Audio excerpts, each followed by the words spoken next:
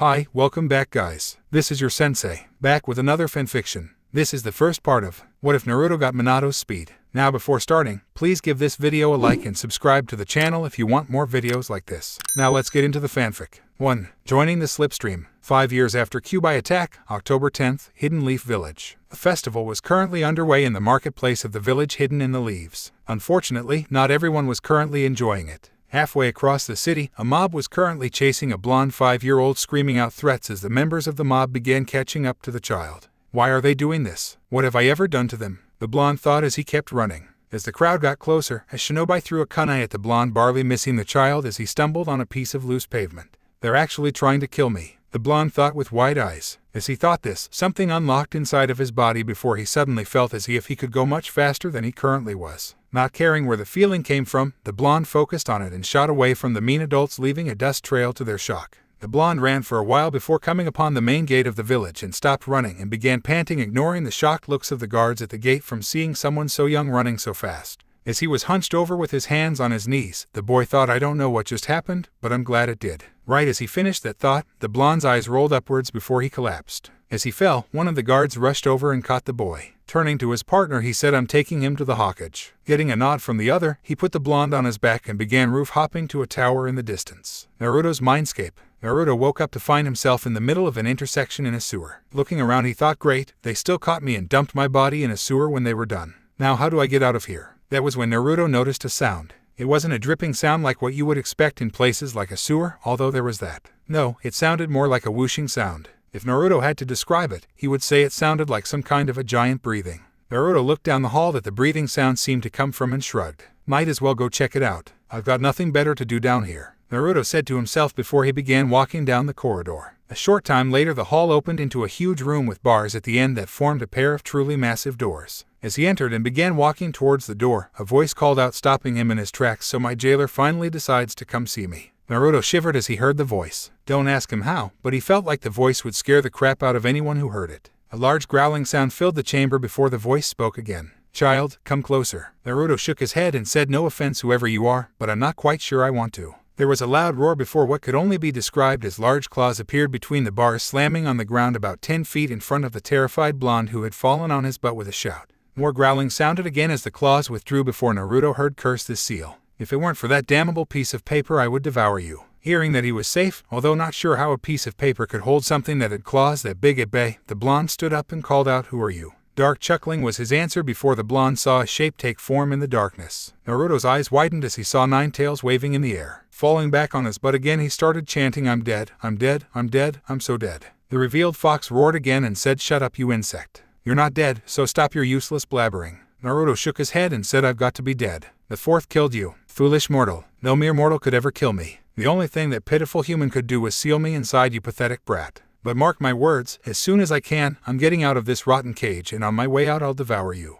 Naruto's face turned from a look of fear to a look of confusion. What do you mean, sealed you inside me? The fox began chuckling darkly and said, tell me, kid, have you ever wondered why everybody in that god-forsaken village of yours hates you? Naruto nodded before the fox continued, that's because that mortal who you call the fourth sealed me inside you. You aren't dead, this is your mind. The blonde's eyes widened as he tried to process what he was hearing. Then he got angry as everything sunk into his mind as he remembered all the beatings he had received in his short life as well as all of the names he had been called. Standing back up, he yelled, you mean to tell me you're the reason my life has been so bad? Why the hell did you even come here and attack us? Huh, answer me. The Kyuubi roared again. The roar was so loud it actually sent the blonde flying for a few feet. Do not presume to command me, you insect. I may be imprisoned here, but that does not make me your slave. And as for why I attacked your village, if you must know, I got bored so I went to have some fun. Now get out. A wave of red energy rushed out of the cage and slammed into the blonde, forcing him out of the room and out of his mind. Hokage Tower, Hokage's office. As Naruto came to, he heard 2 voices talking. I swear, Lord Hokage, he had been going down in level speeds before he stopped. And then once he got to the gate, he just fell over out like a light. I see. While I admit that it is hard to believe, why don't we ask Naruto what happened? He seems to be waking up now. Naruto opened his eyes to find himself in a familiar office on a couch. As he sat up, the man that Naruto had begun to see as a grandfather came up to the couch as the gate guard from before hung back. Kneeling down in front of the blonde, the Hokage gave his grandfatherly smile and said, you gave us a bit of a worry, Naruto. How do you feel? Naruto groaned before saying, besides the fact that my legs feel like I've been running for days, I feel fine, old man. Said old man nodded and said, speaking of running, Naruto, Kotsu here said that you had ran to the gate at pretty fast speeds. Do you mind telling me what happened?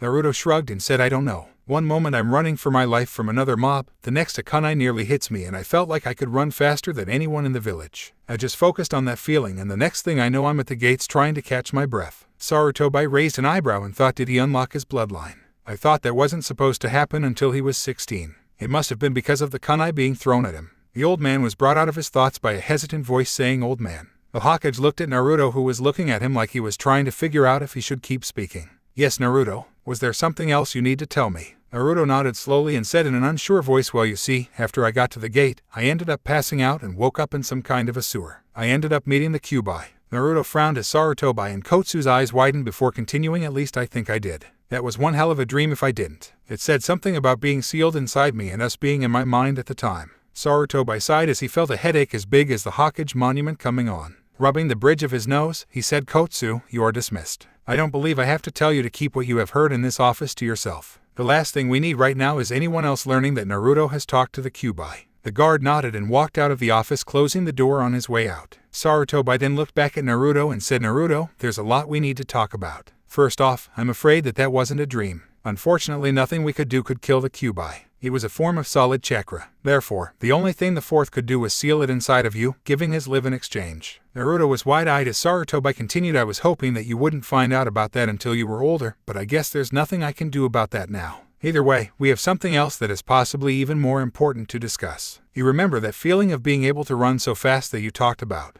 Naruto nodded and Sarutobi took out his pipe and stuffed it with tobacco before using a small fire jutsu to ignite it and took a deep draw to steady himself before saying that felling was your bloodline limit activating itself. Naruto's eyes widened as Sarutobi continued saying it wasn't supposed to activate until you were 16, but it seems that your near-death experience unlocked it early. I was going to tell you about your parents then, and to be completely honest with you, I still want to wait for a while before I do. But your father was adamant about me telling you when your bloodline activated. Naruto frowned and said, why did you want to wait? You told me that you couldn't find anything about them. Sarutobi sighed again and said, Naruto, you have to understand that both of your parents had many enemies, and if any of them ever learned that you were their child, they would stop at nothing to harm you in order to get revenge. They might even kill you. So I'm going to have to ask you to tell absolutely no one what I'm about to tell you. Understand? Naruto looked down and nodded. Sarutobi nodded as well and said, the first thing I suppose I should tell you about is your bloodline.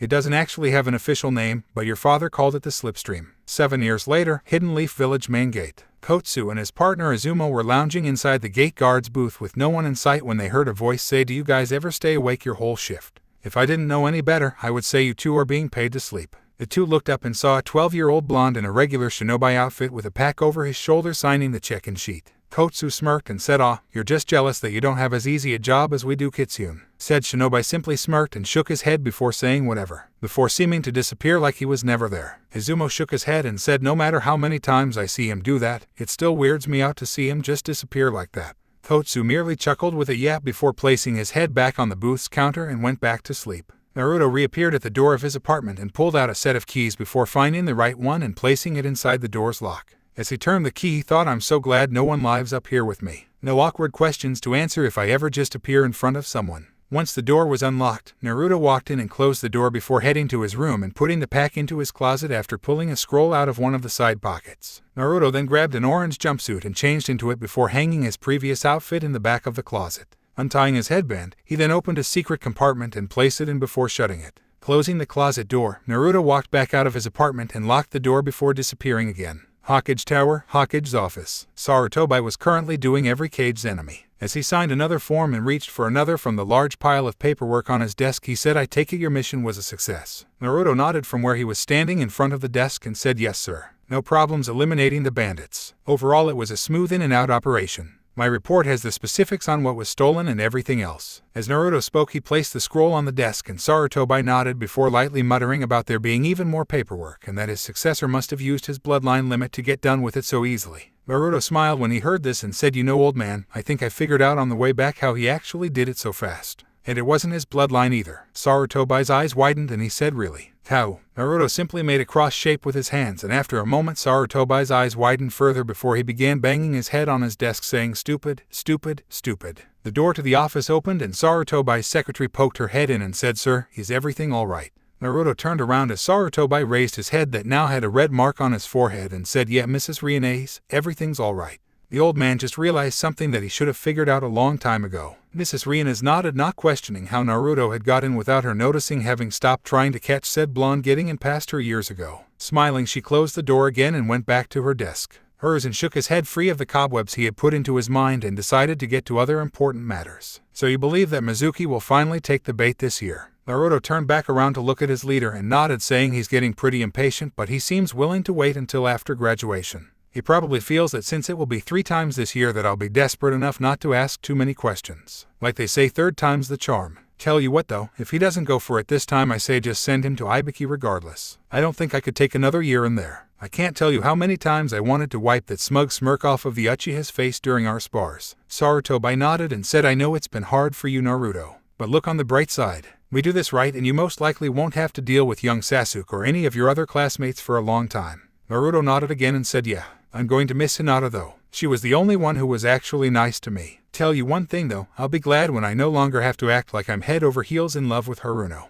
That girl hits as hard as Lady Tsunade. I swear the two are distantly related or something. Well, see you later, old man. As Naruto was turning to exit the office the normal way now that the important stuff was talked about, Sarutobi said, actually Naruto, I have another mission that I think you might enjoy doing for me. Naruto rose an eyebrow before catching the thrown scroll and unrolled it before smirking as he read what was written down. Looking back to his leader and nodding, he tossed the scroll back and said, I'll get right on it. Take a look out your window at the monument in the morning when you hear the shouting start. Sarutobi nodded and said, I'm looking forward to it. The next morning Sarutobi heard, hey guys, look at this. Turning around in his seat just in time to catch the genjutsu that was over the Hokage monument fall, the old man fell out of his seat in laughter as he saw what Naruto had done to get everyone's attention for his mission. The fourth's head had 2 fingers painted next to it in the victory sign, as well as its tongue sticking out, while the other Hokages were painted looking up as if they were shaking their heads in exasperation. Painted over the heads were the words, the Hidden Leaf's #1 prankster strikes again. On the monument, Naruto gave himself a pat on the back before he heard Uzumaki. Naruto looked to the side and saw a team of 4 Anbu coming at him. He mock-paled before grinning like a madman and ran over to the edge of the monument before shooting off down the side with the Anbu right on his tail. What followed was one wacky chase as Naruto led not only the first team but 5 other Anbu teams on a merry chase through the city, with said blonde laughing the whole way. It wasn't long before almost every single Anbu was trying to catch him. 3 hours later, he dropped into an alley and grinned before disappearing and reappearing in the Hokage's office. Smirking at the old man who looked over at him, he said, how was that for testing Anbu patrols, old man? Sarutobi smirked as well and said, I would say that was well done, Naruto. Now I think you should go on to class. Don't you agree, Iruka? Naruto hadn't noticed that Iruka was standing inside the office until he heard Lord Hokage. You actually told him to do that. Naruto turned around to see his fellow shinobi of the leaf and said, yeah, do you really think I would pull such a big prank if I didn't have the old man's go-ahead? What do you take me for, Iruka, an academy student? That reminds me. Naruto went over to the window and ran through a few hand signs. 5 seconds later, 1 used seals on the monument that Naruto had placed down last night activated and the paint evaporated, leaving the monument completely paint-free. Iruka shook his head at the undercover Jounin and thought, I'm getting too old for this. As the two were leaving the Hokage's office, one of the Anbu chasing Naruto entered the office. Seeing the blonde, the Anbu was about to grab him before the Hokage coughed and tossed the scroll that he had shown Naruto to him. Reading the scroll, the Anbu slumped and Sarutobi said, I expect to see some improvements from this captain.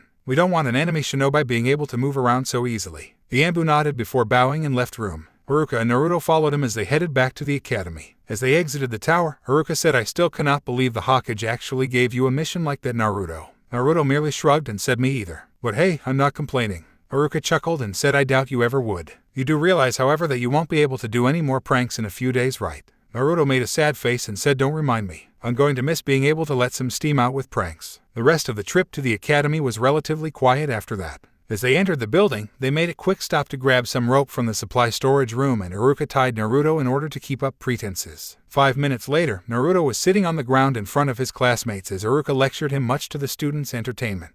Once he was done, he turned to the class and said, now then, since Naruto decided that class was not important enough to actually attend, we're going to have a pop quiz on the Henjutsu. There was a collective groan from the students while Naruto and Iruka mentally smirked at their discomfort. As Iruka untied Naruto and he joined the line, Shikamaru, who was next to him, looked at him and said, this is such a drag. Why do we have to have a quiz because you didn't come on time? Naruto rose an eyebrow but didn't say anything. The students meanwhile performed the jutsu. All of them passed with only a few mistakes. When it came time for Naruto's turn, he stepped up. Iruka looked up from his clipboard where he was marking the scores and said, all right, Naruto, your turn. Naruto nodded and brought his hands up. He briefly considered pulling a prank on his fellow shinobi but decided that he should probably give Iruka a break now that he was getting close to the end of his undercover mission. So shrugging to himself, he made the necessary hand signs before being covered in smoke. As it died down, a perfect copy of Iruka was standing in front of said teacher. Iruka nodded and put a mark down on his board as Naruto dropped his transformation and went back in line. After the quiz was done, Iruka put his clipboard on his desk and said, "Alright class, since the final exam is tomorrow, I'm giving you guys the rest of the day off so that you guys can prepare for it.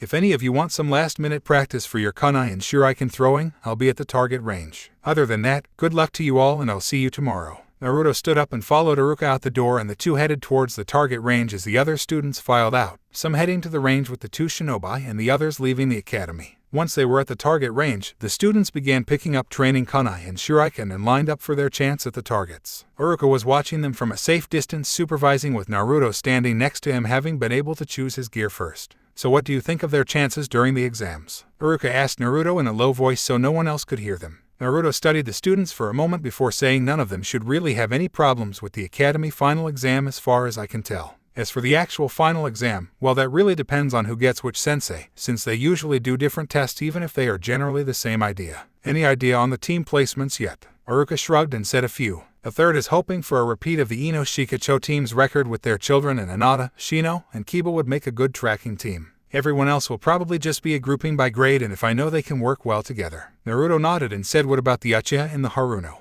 "It's obvious that they'll be together since they're the top two of the class, as sad as that is in her case, but who will you put with them?" Iruka shrugged again and said, "I'm not sure. Truth be told, if you weren't undercover and your grades were an actual representation of your skills, then you would have been placed with them due to the balancing rule." Naruto made a face and said, "Thank God they're not them. I don't think I could stand being on their team." Iruka nodded and continued, "The Hokage said that he would handle it though, so we'll have to see." Naruto nodded before walking over to the line of students and took his turn, making sure to miss every once in a while. Scene change, Ninja Academy day of final exam. Naruto currently had his head on his desk taking a nap as the students were taking their ninjutsu tests. When his name was finally called, Naruto walked into the room where Iruka and Mizuki were. As he saw Mizuki, he mentally sneered and thought, if this guy doesn't take the bait, I'm still going to bust his ass to Ibiki. Genjutsu on my written, chakra strings diverting my kunai enough to barely hit targets, and whatever he's going to try in here is more than enough to show he's a traitor in my book. Iruka was having similar thoughts about his ex-friend since he had seen the genjutsu when Naruto had turned in his test. Shaking his head of those thoughts, he said, "Okay Naruto, all you have to do is make 3 clones and you graduate."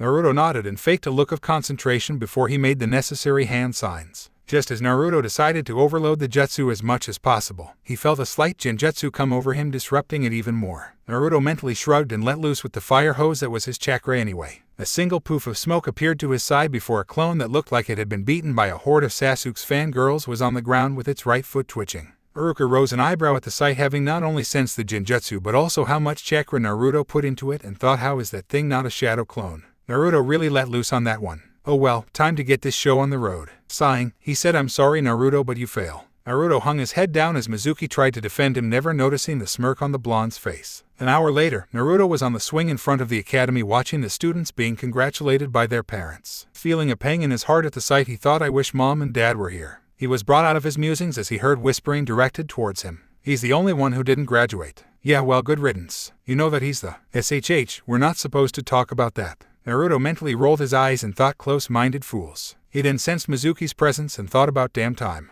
Now let's see if he really took the bait or not. Scene change, forest outside of the village. Naruto appeared at the designated spot for the transfer with the forbidden scroll on his back. Looking at his watch, he saw that he had 5 minutes before it was showtime. Deciding that he wanted an early warning on this one, Naruto crossed his hands and 4 poofs of smoke appeared. As the smoke cleared, revealing 4 copies of himself, he said, "Spread out and hide. Dispel yourself if you catch sight of the target." The clones nodded before giving salutes and took off into the forest. 2 minutes later, he felt one of his clones dispelling, telling him the traitor was almost at the meeting spot. Naruto dispelled the rest of the clones and sorted their memories before Mizuki landed in the clearing. "Naruto, I see you have the scroll. Were you able to learn a jutsu from it?" Mizuki asked, hoping to get Naruto in a sucker punch move. Naruto shrugged and said, "Didn't see much point since I can already use one of the jutsu in it. Here, let me show you." Mizuki's eyes went wide as Naruto crossed his hands and a 20-foot radius ring of Naruto's surrounded the two. Naruto smirked as he tossed the forbidden scroll to one of the clones and pulled out his headband. As he tied it, he said, "Mizuki, as a Jounin of the Hidden Leaf Village, I have been ordered to bring you in for questioning.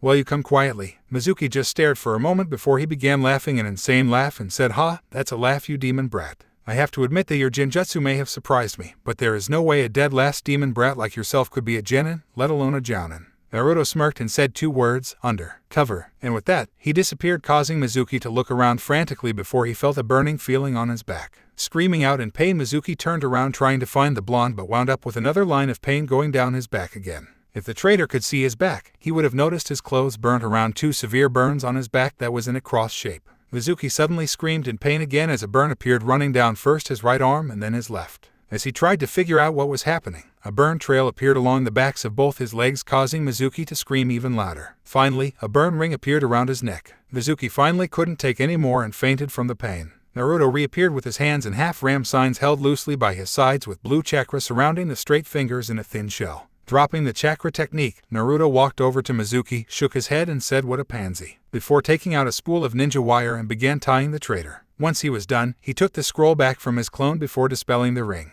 Picking up Mizuki in a fireman's lift, Naruto began heading to the Hokage tower where his leader and the head of the interrogation department were waiting for his packages. A couple of days after the night that Naruto apprehended Mizuki, Naruto was talking with Sarutobi. They were in the ninja registration office, but with Naruto's shadow clones keeping a lookout for any of his classmates, the two could have conversations and still have an early warning system to tell Naruto when he needs to leave before they arrived. "So mind telling me which teams you think will most likely make the cut, old man?" Naruto asked as he leaned back in the chair for the graduated students to sit in while the Hokage went over their ID photos. Sarutobi gave a light nod and said, "Well, the younger Ino Shikacho team should be able to pass my son's test. The new tracking team comprised of Hinata Hyuga, Kiba Inuzuka, and Shino Aburame under Kuroda Ui will most likely pass as well. And the final team to most likely pass would be Sasuke Uchiha, Sakura Haruno, and Sai under Kakashi Hadake." Naruto rose an eyebrow and said, "Uncle Kakashi actually passing a team? Wow, either the civilian council ordered him to or it's going to snow in a desert somewhere. But who's this Sai person?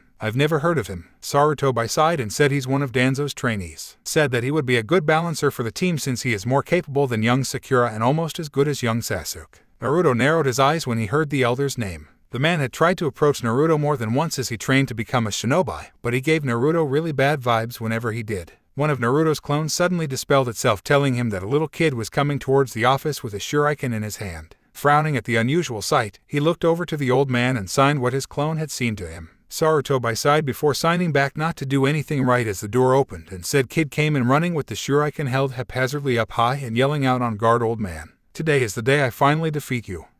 Unfortunately, the kid tripped on his scarf halfway to said old man. The kid groaned before getting back to his feet and said, "What tripped me?" Turning to Naruto he said, You tripped me, admit it. I would have gotten the old man if you hadn't." Naruto shook his head and thought this must be the old man's grandson, Konohamaru, that I've been hearing about. I had wondered when I would meet him. Standing up, he went over to Konohamaru and kneeled down before plucking the shuriken out of the kid's hand faster than he could see and said, "Okay, first of all, you tripped on your scarf. Either shorten it or stop wearing it completely for a few years because you're still too young to actually wear that the way you are. Second, you were holding this wrong. You hold it the way you did, you're more likely to cut yourself than your enemies. You have to hold it between your fingers. And third, what the heck were you thinking of trying to take on the Hokage with a full-out charge? If you were an enemy, he could just kill you with a focused blast of his killing intent." The kid was staring at Naruto for a moment before he shook his head and opened his mouth to say something when the occupants of the room heard "Honorable grandson, are you in there?" A special jounin came in through the open doorway before noticing Naruto crouched down in front of his charge. The man stiffened before saying hello Uzumaki. Naruto's eyes narrowed slightly at how the man in front of him stiffened but dismissed it and said, "Ebisu,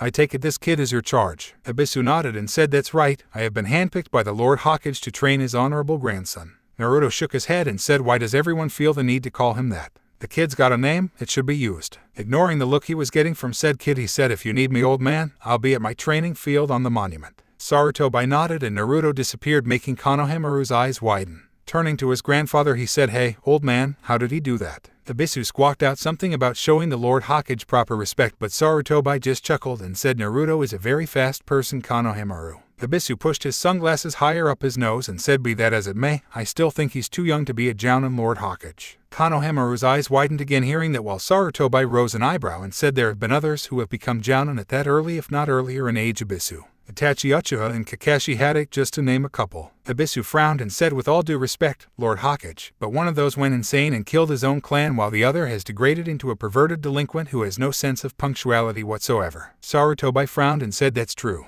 He then brightened and said, "But I don't think we need to worry about Naruto going down either of those paths, especially the on-time part. Hard to be late for anything when you can get from one side of the village to the next in less than 5 seconds. Abisu was about to concede that point when he noticed that his charge had slipped away at some point in time. Looking around frantically, he said, "Where did the honored grandson go?" Sarutobi chuckled and said, "I think he went to go find Naruto. He certainly seemed to have made an impression on him." Said blonde was currently throwing kunai at targets in his training field on the Hokage monument behind a thin strip of woods, hiding it from any of the occasional visitors to the monument. It was a good place for him to train since it was a wide open place that allowed him to place various targets around the area that he could work on his speed against, and also had woods all around that he could work on moving through at high speeds. Throwing another kunai into a target, he said, "You know, Konohamaru, if you want to talk to me, you're going to actually have to come out of hiding." Said kid came out from behind a tree and said, "How did you find me? I thought my hiding skills were the best." Naruto rose an eyebrow and said, "Maybe for a kid who hasn't had any of the stealth classes in the academy, but it would be pretty obvious to anyone genin or higher, especially since you weren't trying to hide your chakra presence. So what did you need?"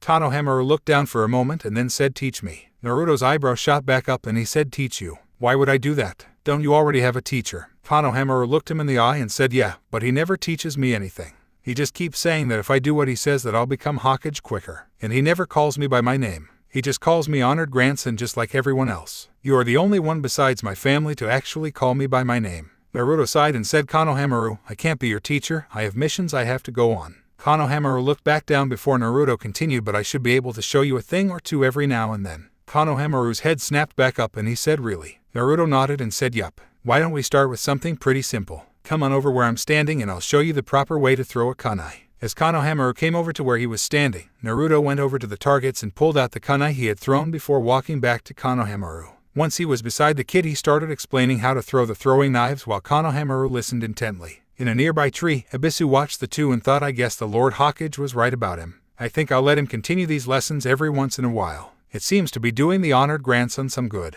As Konohamaru continued throwing the knives, trying to get the hang of it, Naruto looked over at the tree that Abisu was in. The special jounin nodded to him before taking off. Naruto rose an eyebrow and thought, "I guess he's not so bad after all." 1 week after the Mizuki incident, this year's graduates were all in the familiar classroom for the last time. Or at least that's what they thought. Haruka of course knew that quite a few would probably be back here or be out of the program completely. He quickly shook that thought out of his mind though as he stepped in front of the class and got their attention with his big head jutsu. Haruka was about to begin his speech when one of the students said, "Hey, Haruka-sensei, where is Mizuki-sensei?" Haruka's face hardened, but a voice from the doorway answered for him. Mizuki was a traitor that was apprehended a week ago during a sting operation when he attempted to steal the forbidden scroll of sealing. The class looked to the door and were surprised to see a familiar blonde leaning against the door frame. Kiba looked at him and said, "What are you doing here dead last? You were only supposed to come here if you graduated." Most of the other students agreed while Hinata looked at him and hoped that he had actually somehow passed. Naruto pushed off from the doorway and flicked his headband that the graduates only just now realized was on his forehead before he said, "Mind how you talk to your superiors in Yuzuka.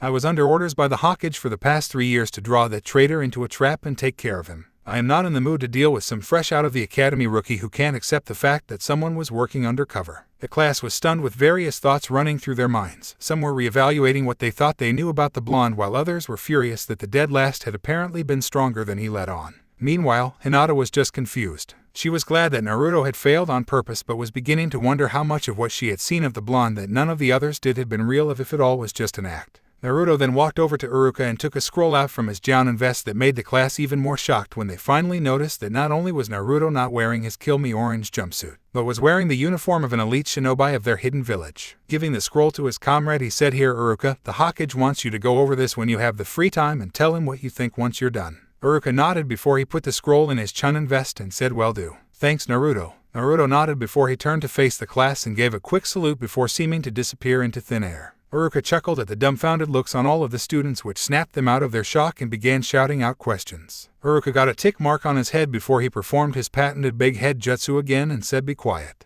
Now then, allow me to explain a few things that are to be expected of you and then I'll get to the teams." 10 minutes later, Hinata was sitting on a bench by herself as she slowly ate her lunch as she tried to make sense of what she and the rest of the graduates had been told before their teams were announced. "Mind if I join you for a moment?" Hinata looked up and saw the blonde that she admired standing in front of her. Her eyes widened before she shook her head with a blush forming on her cheeks. Naruto sat down beside her and sighed and closed his eyes. After a moment he said, "I want to thank you, Hinata." Hinata looked at him in confusion and said, "For what, Naruto?" Naruto smiled and opened his eyes to look at Hinata and said, "For being the only one to actually treat me as a fellow classmate instead of the class punching bag. You're the only reason why I didn't lose it this year and just let loose on all of them." I can't tell you how many times I wanted to just say to hell with my mission and show them all exactly what I could do, especially when it came to the Uchiha. Naruto had a scowl at the end but quickly shook his head and smiled again and said, anyway, I just wanted to say thanks and give you some advice that should really help you in the future. I know you have some confidence issues, Hinata, but believe it or not, you actually make a fantastic kunoichi. You're one of the smartest girls the academy has produced this year, and when you get really serious, your taijutsu can't be beat without the other person going through hell first.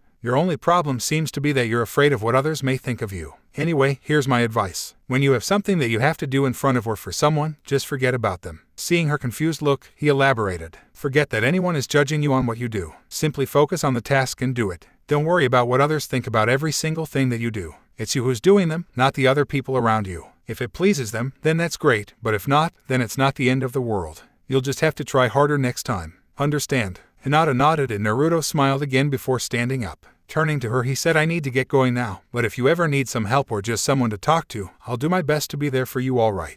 And if you can't find me, just ask the Hokage, he'll know where I am. Hinata nodded again and softly said thank you. Naruto nodded with his smile still in place and said no problem. See ya, Hinata. He gave a quick salute before disappearing to go do the other errands that he had been assigned for the day. Time skip, 1 month later. Naruto was currently teaching Konohamaru and his two friends Mogi and Endon the leaf balancing trick in his training field on the Hokage monument when a hawk began circling overhead and gave out a cry. The three kids lost their focus and looked up along with Naruto. Naruto whistled and the hawk landed on his outstretched arm, surprising the three kids. Naruto untied the note from the hawk's leg and sent it back to its roost with a small but quick jerk of his arm, letting it know that it could go back. As the hawk took off, Naruto looked at the note and frowned a little before putting the note in one of his vest pockets. Turning to the kids, he said, the old man's calling. It's probably for a mission, so I'll probably be away for a while. Keep working on this, and when you can balance the leaf in your palms for a minute, move to your fingers and do the same. If you finish that before I get back, start adding leaves to each finger. The three kids nodded and Naruto disappeared from view.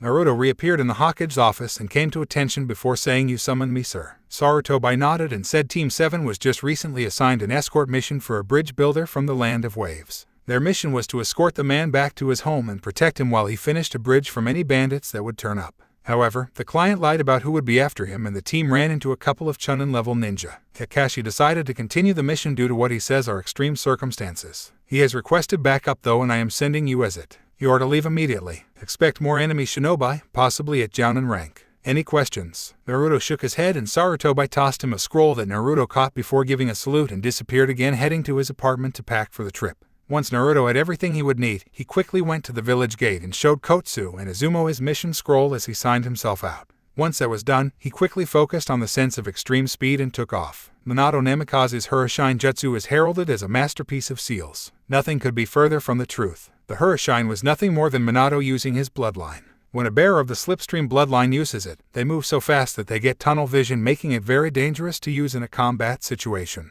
And that is where the pronged kunai comes in. Each seal on the kunai actually contained some of Minato's chakra that would steadily pulse it out, allowing him to know where everything was around him. Now Naruto may not have any of the special kunai, but he could do one better whenever he joined the slipstream. Naruto instead put his status as a Jinchuriki to good use. With his seriously massive chakra stores, Naruto could send out a constant wave of chakra, giving him a real-time chakra field of vision that negated the tunnel vision effects of using his bloodline. And since this chakra sonar actually helped his chakra capacity grow as his body adapted to the repeated use of the technique, Naruto was able to keep the technique going for hours on end if needed. And that made for one scary shinobi that even his father would be hesitant to fight. As Naruto ran and his vision tunnelized, he began pulsing out his chakra. This was really the only way someone could tell Naruto was in the room, if he had his bloodline active, even if he was running circles around the person. If a Hyuga was ever to try and spot him when his technique was going full blast, they would be instantly blinded by all the chakra in the air, which was why Naruto never used it whenever he knew Hinata was watching with her Byakugan active. As he ran, Naruto thought, hang on Uncle Kakashi, I'm coming. Scene change, scene of first fight with Zabuza. Kakashi was currently trapped in a sphere of water that Zabuza was holding together with his hand in it. Kakashi looked out at his team that was doing their best to not wet themselves, well Sasuke and Sakura anyway, and shouted as best as he could through the technique at them. Don't just stand there. Take the client and go. His water clones can't get too far from the original. This fight was over the instant he caught me. But before the trio of genin could say anything, Zabuza suddenly yelled and pulled his hand out of the water to look at his arm that was completely covered in burns from shoulder to wrist. As the water sphere burst apart, Kakashi caught himself from falling completely into the water and looked up just in time to see a knee planting itself into Zabuza's chin. Zabuza shot up and back before hitting the water and bounced 5 times hard over it before sinking. As he watched the missing nin sink, Kakashi heard a voice say, "Uncle Kakashi, how many times do I have to pull your bacon out of the fire?" Sakura and Sasuke had absolutely no clue whatsoever what just happened. One moment Kakashi's begging them to take their client and get as far away as possible. The next instant Zabuza lets the technique he trapped Kakashi in drop for some unknown reason and then is sent flying by a familiar blonde who just appeared out of absolutely nowhere. Sai was the only one who had any idea at the moment where Naruto came from and how he had come to be there. After all, he had been informed by Danzo about the blonde. Meanwhile, Kakashi was getting to his feet as Naruto looked over to the side at him and said, "You all right there, Uncle Kakashi?" Kakashi nodded, but before he could say anything, a water dragon formed over where Zabuza had sunk and rushed toward the two. Naruto disappeared and then reappeared on the shore with Kakashi right behind him as the dragon slammed down right where they had been a second before throwing up waves. As they settled, they showed Zabuza standing where they had been. He looked at Naruto with contempt and said, "I'll have to admit that was a pretty good shot, kid. And whatever you did to my arm hurts, but there is no way a runt like you has any chance against me. Still, I'm curious. What's your name, boy?" Naruto smirked and said, "My name is unimportant, browless. I will tell you that my code name is Kitsune, although others have began calling me the Flash Fire." Zabuza frowned, but before he could do or say anything, Naruto disappeared again. As Zabuza began looking around for the brat, he began sensing a ton of chakra permeating the air. It was like when he used the hidden mist jutsu, only it was 5 times more potent. Back on the shore, the 3 genin felt it as well. Sakura looked around with wide eyes and thought, "Is all this Naruto? How could he have this much chakra?" Sasuke clenched his fist and thought, "Is this how much the dead last was hiding?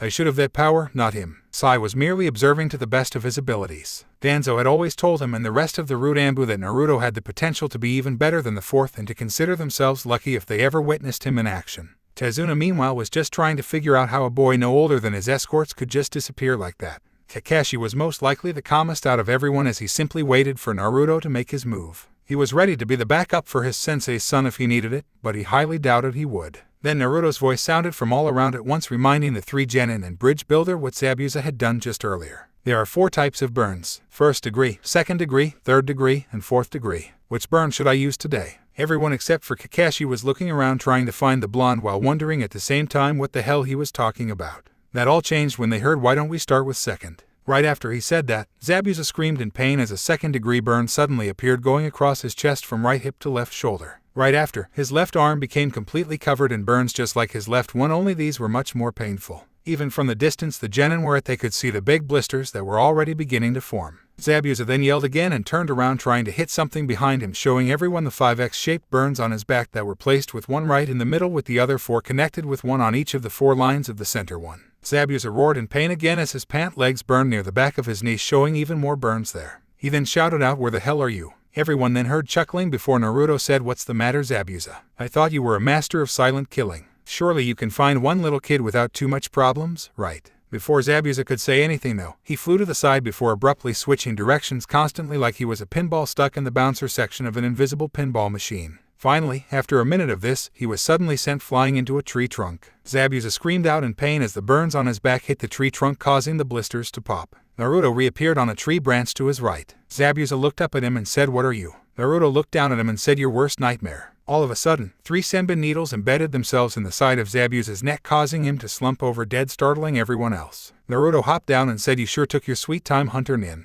Everyone looked up to where Naruto was looking and saw a Hunter Nin of the Mist who looked to be no older than Naruto and the genin. He can only be about as old as Naruto, but he's a Hunter Nin already. Naruto I can understand since he uses his bloodline. But for a Mist Shinobi to be a Hunter Nin at such a young age, how strong is this guy? Kakashi thought as he studied the kid. Sasuke was fuming. Damn it, first the dead last, and now this new guy. How many people my age are there that are stronger than me? I need more power. It's the only way I can kill him. Sakura was still shocked at how sudden Zabuza had been defeated and then killed, while Tazuna was just glad that it was all over. The Hunter Nin dropped down to the ground near Zabuza's body and said, "My apologies, but it was apparent that you had everything under control. Besides, I'm not sure I would have been able to handle Zabuza if you hadn't worn him down like you did. Now if you will excuse me, I must dispose of the body." The Hunter Nin made a hand sign and then disappeared with the body in a whirlwind of leaves. Kakashi lowered his headband covering his sharing an eye and slumped a little before saying, "I'm glad that's over." Naruto looked over and noticed his uncle's slumped over form and said, "Does that thing still drain you as bad as before, Uncle Kakashi?" Kakashi nodded and said, "Yeah, but it's not as bad as if I had actually used it for more than keeping up with Zabuza. It would have been worse if I had actually had to use it to copy any of his jutsu."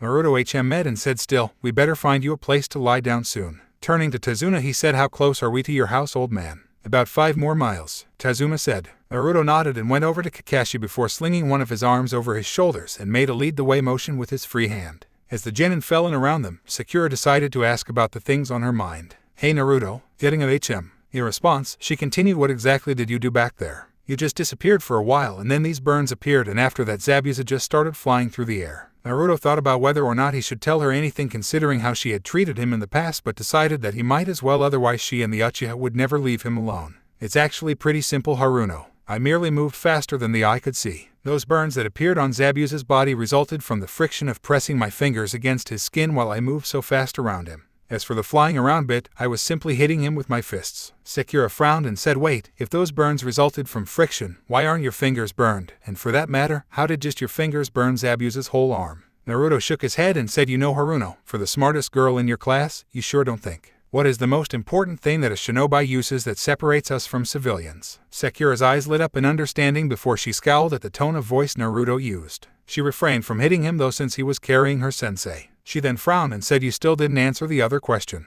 Naruto shrugged and said, "Because it's obvious, Haruno. Instead of just my fingers those 2 times, I simply placed both hands around the arm around the shoulder and rubbed against the entire arm on the way down." Sakura looked down, obviously thinking that she should have realized that. Sasuke meanwhile was trying to glare a hole right through Naruto's back. "Dobe, how did you get so much power?" Naruto glanced back and said, "Watch your tone, rookie. I've been an actual shinobi far longer than you have. That's why the Hokage chose me to go undercover and not you." Sasuke grinded his teeth and said, "Answer me." "Sasuke, that's enough," Kakashi said, finally entering the conversation. He looked over his shoulder at the genin and continued with a glare, "I will not if you disrespect a jounin of our village. Am I clear?" Sasuke glared at his teacher but finally ground out a "Yes, sensei." The rest of the way to Tazuna's house was pretty much quiet after that. Once at the house, Tazuna knocked on the door. It opened to reveal a woman who was definitely pretty. Smiling, she hugged Tazuna and said, "Dad, you made it back all right." Looking at the shinobi, she said, "Are these?" Tazuna nodded and said, "Yes. These are the shinobi that I hired. The blonde was sent as reinforcements and I must say I'm glad he was." Sasuke scowled at that but wisely stayed silent while Tazuna's daughter smiled at them and said, "Thanks for keeping Dad safe. I know he can be a handful sometimes." She ignored the hey from her father and continued, "My name's Tsunami, by the way." Naruto rose his hand and Tsunami shook it as he said, "Naruto Uzumaki, jounin of the village hidden in the leaves. The man currently on my shoulder is Kakashi Hadake, the same. Behind me are Sasuke Uchiha, Sakura Haruno, and Sai, genin of the village hidden in the leaves and Uncle Kakashi's team." Tsunami rose an eyebrow at the word uncle, and she wasn't the only one. Sakura had been wondering why Naruto had called her sensei uncle when he first arrived but had forgotten to ask him about it since she was more interested in finding out how Naruto had did what he did during the fight. "Uncle, you two don't look related," Tsunami said. Naruto chuckled and said, "Oh, we're not. Not by blood anyway. I guess you could say he's a family friend of mine. Now I don't mean to be rude, but if it wouldn't be too much, could we lie him down somewhere? He drained himself pretty badly during the last fight." Tsunami shook her head and moved to the side and said, "Of course. Sorry about that. Just put him upstairs in the guest bedroom." Naruto nodded and entered the house followed by the others. The genin sat themselves around the living room once they entered, leaving Naruto by himself as he helped his mentor up the stairs to the guest room. Once there, Naruto gently laid Kakashi down on the bed before going to the door and making sure that they were alone. Finding no one coming up the stairs, Naruto closed the door and placed a privacy seal on it before turning back to Kakashi, who had been watching him. "So you figured it out as well?" Kakashi said in a serious voice. Naruto nodded and said, "Yeah. That hunter went right for the neck with those needles of his. Less muscle there to get in the way of a pressure point shot." "How long do you think we have?" Kakashi thought and then said, "At least a week. That's how long it will take him to recover from the fake death state. Maybe a little more if they try to fully heal the burns you gave him." Naruto frowned and said, "I shouldn't have played around with him. I should have just stabbed him in the heart when I first got here." Kakashi shook his head and said, "We both know that you hate taking a life so carelessly. And there's nothing we can do about it now but prepare for them. We're going to have to get the genin up to speed. We should probably teach them tree climbing." Naruto's eyes widened and he said, "You haven't taught them that yet. What have you been doing for the past month?" Kakashi frowned and said, "Trying to get them to work as a team. What's the point in teaching them high-class moves and jutsu if they wind up not caring if they hit their teammates or not? You've never had problems working with others, but with them, they can't even agree on who cleans up what part of a park." Naruto sighed and said, "I see. Well, in that case, I don't really blame you. I guess while you're teaching them, I'll guard Tazuna. Get some rest, uncle. We can tell the rooks tomorrow." Kakashi nodded and Naruto turned around and took down the privacy seal before stepping out the door. Closing it softly, he walked down the stairs and entered the living room. Sakura looked up as he came in and said, "Naruto, how is sensei?" Naruto shrugged and said, "He's fine, Haruno. A little tired, but nothing that a good night's rest shouldn't cure. Make sure you guys get a good night's rest tonight as well. I know for a fact that Kakashi is going to give you guys some hard training tomorrow. If any of you guys need me, I'll be outside setting up some patrols with my shadow clones. And then I'll be on the roof." Naruto turned and left the living room again and left the house itself. Crossing his hands, a platoon of clones appeared. Looking at them, he said, "I want half of you to set up a perimeter around this house. The other half head to the bridge and make sure no one tries anything funny with it." The clones all saluted before taking off to complete their task. Naruto then turned towards the house and jumped up onto the roof and settled down. And now we wait. The next morning, Kakashi joined everyone at the table for breakfast. As he sat down, he said, "Guys, there's something important that we have to tell you." The three genin looked at Kakashi and Sakura said, "What is it, Kakashi-sensei?" "Zabuza's alive." Everyone but Naruto gaped at him. Sakura was the first to recover and said, "Are you sure, Kakashi-sensei?" Kakashi nodded, but it was Naruto who answered. "The hunter nin used senbon needles. They're highly accurate and the hunter shot for the neck. There are certain pressure points on the body that will put someone in a death-like state, and the neck has the least muscles that would interfere with hitting those points. Add to the fact that the hunter moved the body when he was supposed to destroy and right where it was, and you have a fake hunter nin working with Zabuza." Sasuke scoffed and said, "And you call yourself a jounin? You couldn't even catch a fake in the act." Naruto rose an eyebrow and said, "Well, I didn't see you doing anything, Uchiha. And besides, even if I attacked that hunter, if it had been a real one, what do you think the repercussions would be for our village? Kakashi and I had to take that chance or risk a war between the leaf and mist. So why don't you keep your mouth shut, since you obviously have no idea what you're supposed to do in that kind of situation?" Sasuke glared and was about to say something when Sakura shouted out, "Don't talk to Sasuke-kun like that," and tried to hit Naruto. As the fist came towards him, the two disappeared and then reappeared against a wall with Naruto's left wrist pressing her throat in and a kunai in his right hand holding her chin upwards. Naruto glared at Sakura as the kunoichi stared in shock and horror. Naruto then growled out, "Listen, Haruno, and listen good. Your dear Sasuke isn't the top dog, and he never was. You all think he's someone special and call him a genius, but guess what? He's not a genius, he's just a regular Uchiha who hasn't even activated his Sharingan yet. The only Uchiha genius that the Leaf Village produced was his brother Itachi, and he never relied on his Sharingan to copy other people's jutsu like the rest of that band of thieves. And if you ever try to attack one of your superiors again, I will write you up so fast the Hokage will get paper cuts from it. Am I clear?" Sakura nodded as much as she could with a kunai under her chin, and Naruto released her. Turning around, he saw Sasuke glaring at him and he said, "The same goes for you as well, Sasuke. We aren't in the academy anymore. Get your act together or leave the program. We don't need upstarts like you trying to prove you're better than everyone else." Turning to Tazuna, he said, "I'll be waiting outside to escort you to the bridge." The old man nodded and Naruto walked out. As he left, a small boy came downstairs rubbing one of his eyes from sleep before looking around at the expressions on everyone's faces and asked what's going on. Kakashi shook his head and said, "Oh, nothing much. Just a little dispute." He then stood up and said, "Sakura, Sasuke, Sai, finish up your breakfast and then meet me outside. We have to get you guys as up to speed as possible for when Zabuza comes back in a week." Sakura looked at him and said, "But Kakashi-sensei, what could we possibly do in a week that will prepare us to fight Zabuza? We couldn't do anything last time." Kakashi merely smiled and said, "You'll see." 15 minutes later, Tazuna and the rest of the people working on the bridge were staring as a shadow clone was reporting to Naruto, with the rest of the clones spread out along the bridge keeping an eye out for anyone trying to harm the bridge. "All quiet, nothing to report, sir," the clone said as it gave a salute to its creator. Naruto nodded before turning back to Tazuna and said, "Hey Tazuna, need some extra hands?" Meanwhile, Kakashi was leading his team into the forest. Once Kakashi thought they were at a good spot, he turned to his students and said while giving his eye smile, "All right, my lovable students, today we are going to learn how to climb trees." Sakura and Sasuke looked at him like he was crazy before Sakura said, "But Kakashi-sensei, we can already climb trees." Kakashi smiled again and said, "Ah, but can you do it without using your hands?" Kakashi then turned and walked to a tree before wailing up it. Sasuke and Sakura's jaws dropped while Sai simply looked on.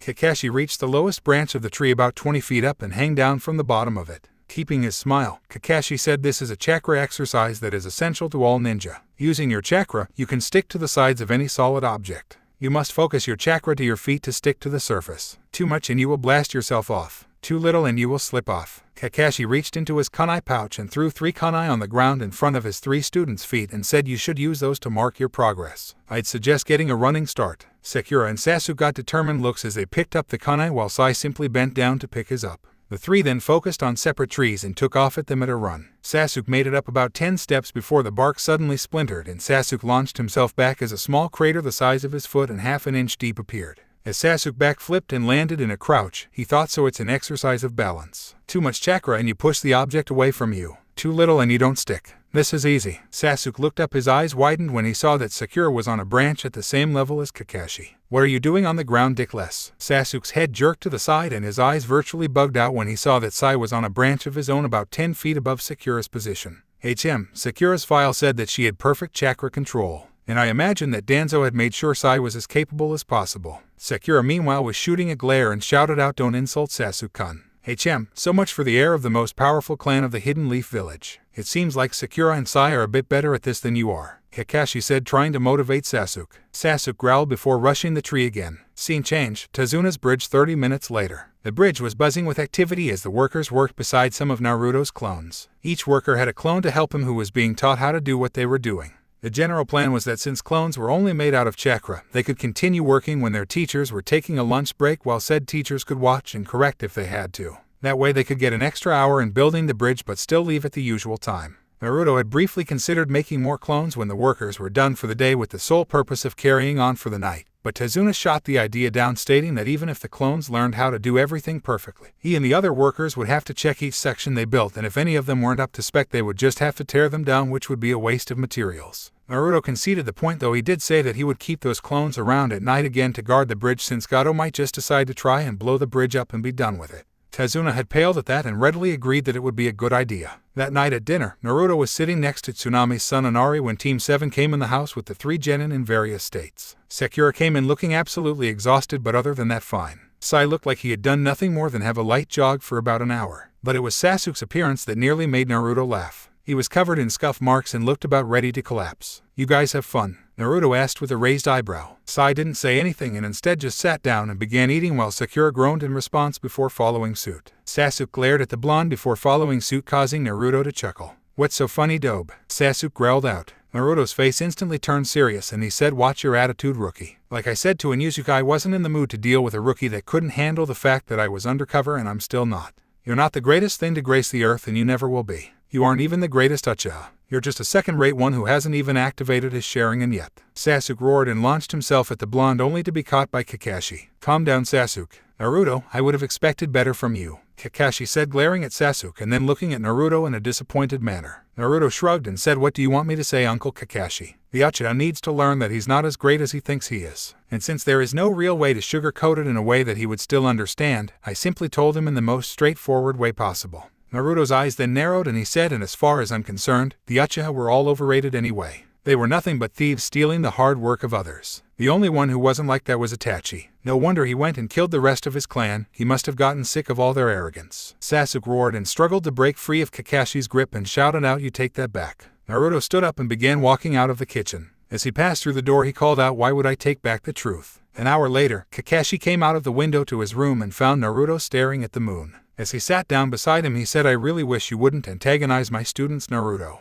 Naruto simply sighed and said, "I'm sorry, Uncle Kakashi. Really, I am. But considering what I went through last year, especially at the hands of those two, I find it real hard not to. Haruno, I may change my mind about if she gets her act together, but the Uchiha is a real piece of work that needs to be brought back down to earth. Asking me to be nice to him would be like asking me to move the Hokage monument by myself. It just can't be done, especially considering what that clan has done to me in the past." Kakashi sighed and said, "I know where you're coming from, Naruto, you know I do. But they're my responsibility. Just try not to start any more fights, alright?" Naruto nodded and said, "I'll try, Uncle Kakashi. I promise." Kakashi nodded as well before heading back to his window and said, "Good night, Naruto. Don't stay up too late." "Yes, mother," Naruto said with a smile, earning a chuckle from his fellow Jounin. Scene change, Zabuza's room and Gato's base of operations. Zabuza hissed in pain and then sighed in relief as his tool placed some more cream on the burns on his back. Thanks to Gato, Haku had been able to procure fast-acting medicine for the burns that the blonde had given him. They would be gone by the end of the week. As Zabuza thought about their next fight he said, "Haku,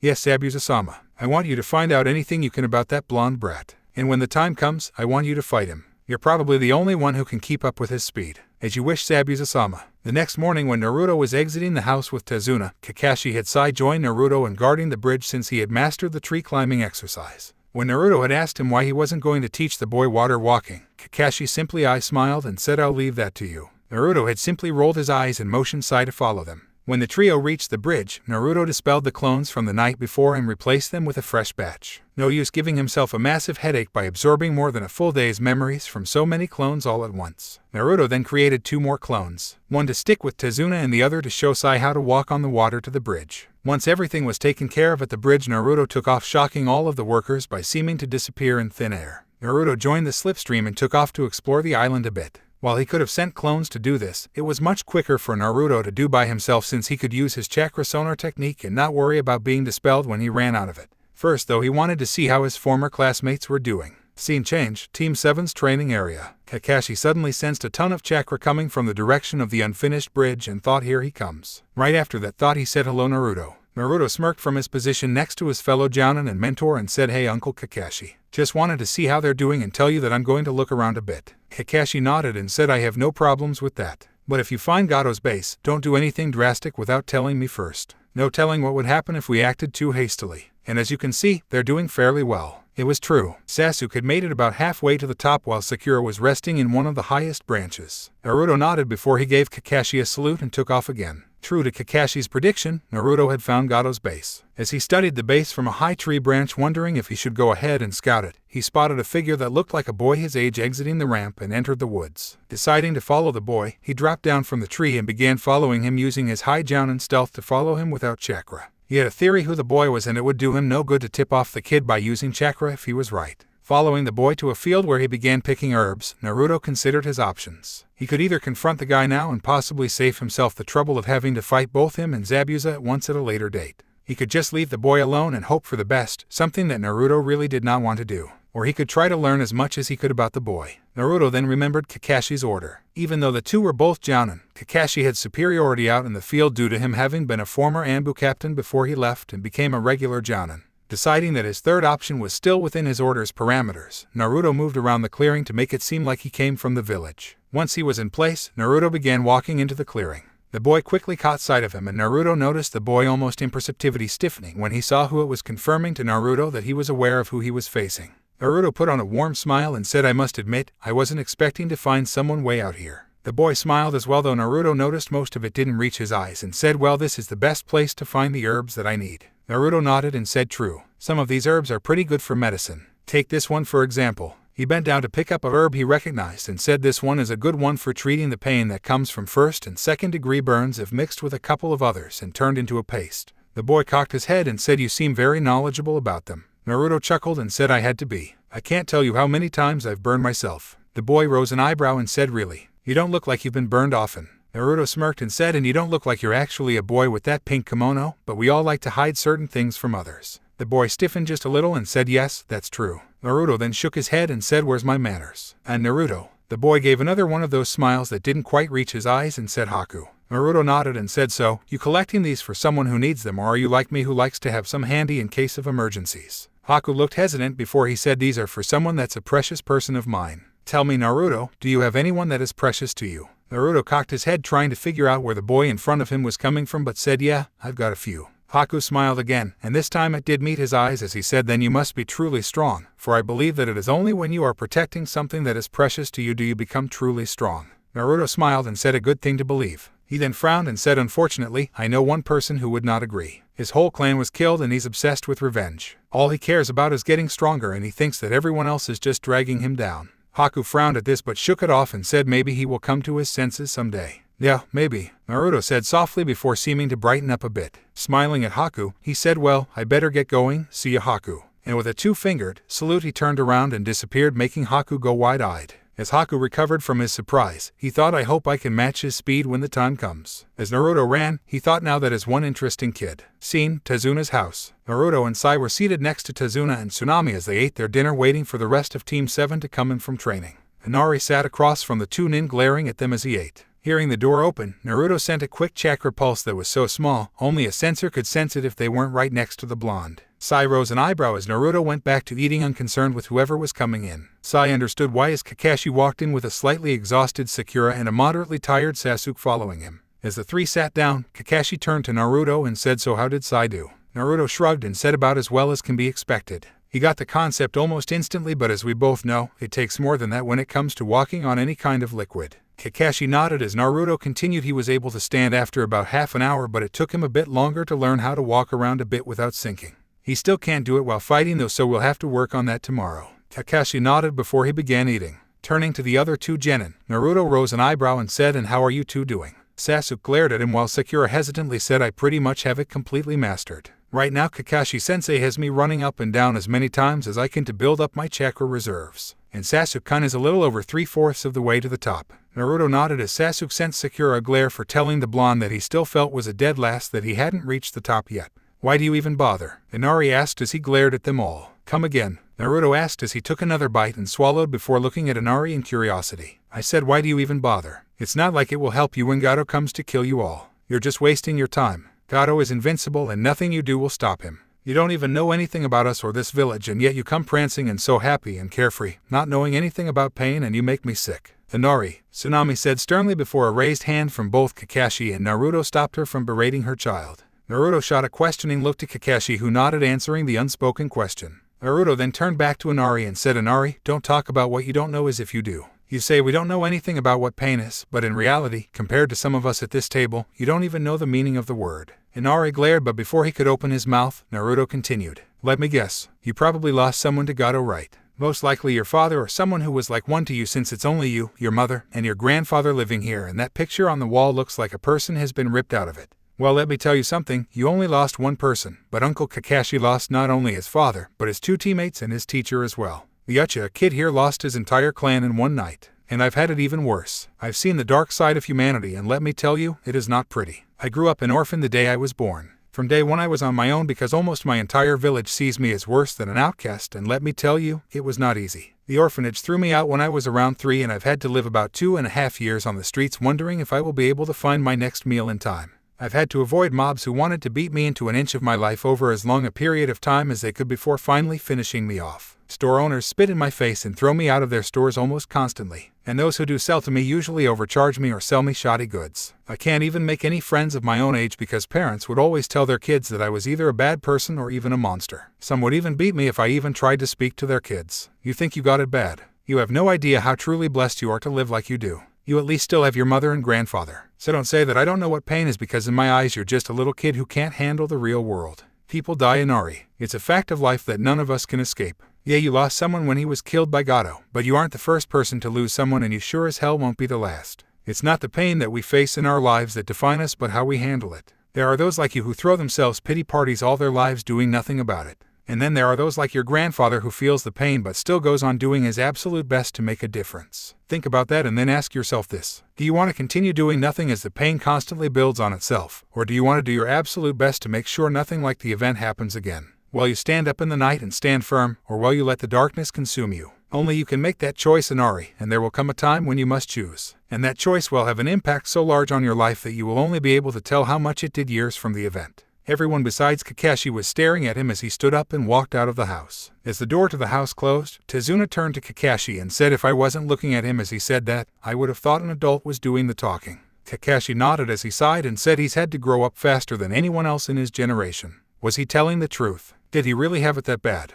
Tsunami asked as she wiped away the tears that had sprouted during Naruto's little speech. Worse, Kakashi said before turning to Inari and said, Naruto is right, Inari. Everyone feels pain at some point in their life, but it's how you handle it that shows what kind of person you really are. Kakashi then stood up and went up the stairs to the room he was sharing with the other males. As he did, Sakura and Sasuke pondered what Naruto told them, since they had no idea how rough his life had been. The only thing that they had seen when they saw Naruto had been the smiling idiot who was always claiming that he was going to be Hokage. Sai was going over the information that Naruto had gave as well and thought, so that is how he is so strong while still so young. He had to become stronger than most to survive. Danzo-sama was right, he is not one to be underestimated. Scene change, forest clearing. Shadow clone jutsu. As the call went out, numerous clones appeared in bursts of smoke as the original stood in front of them. Alright, listen up. I want all but 5 of you to work on moving through this forest as fast as you can without using our sonar technique. We're good up to low Jounin speeds, so let's see if we can't reach mid Jounin by morning.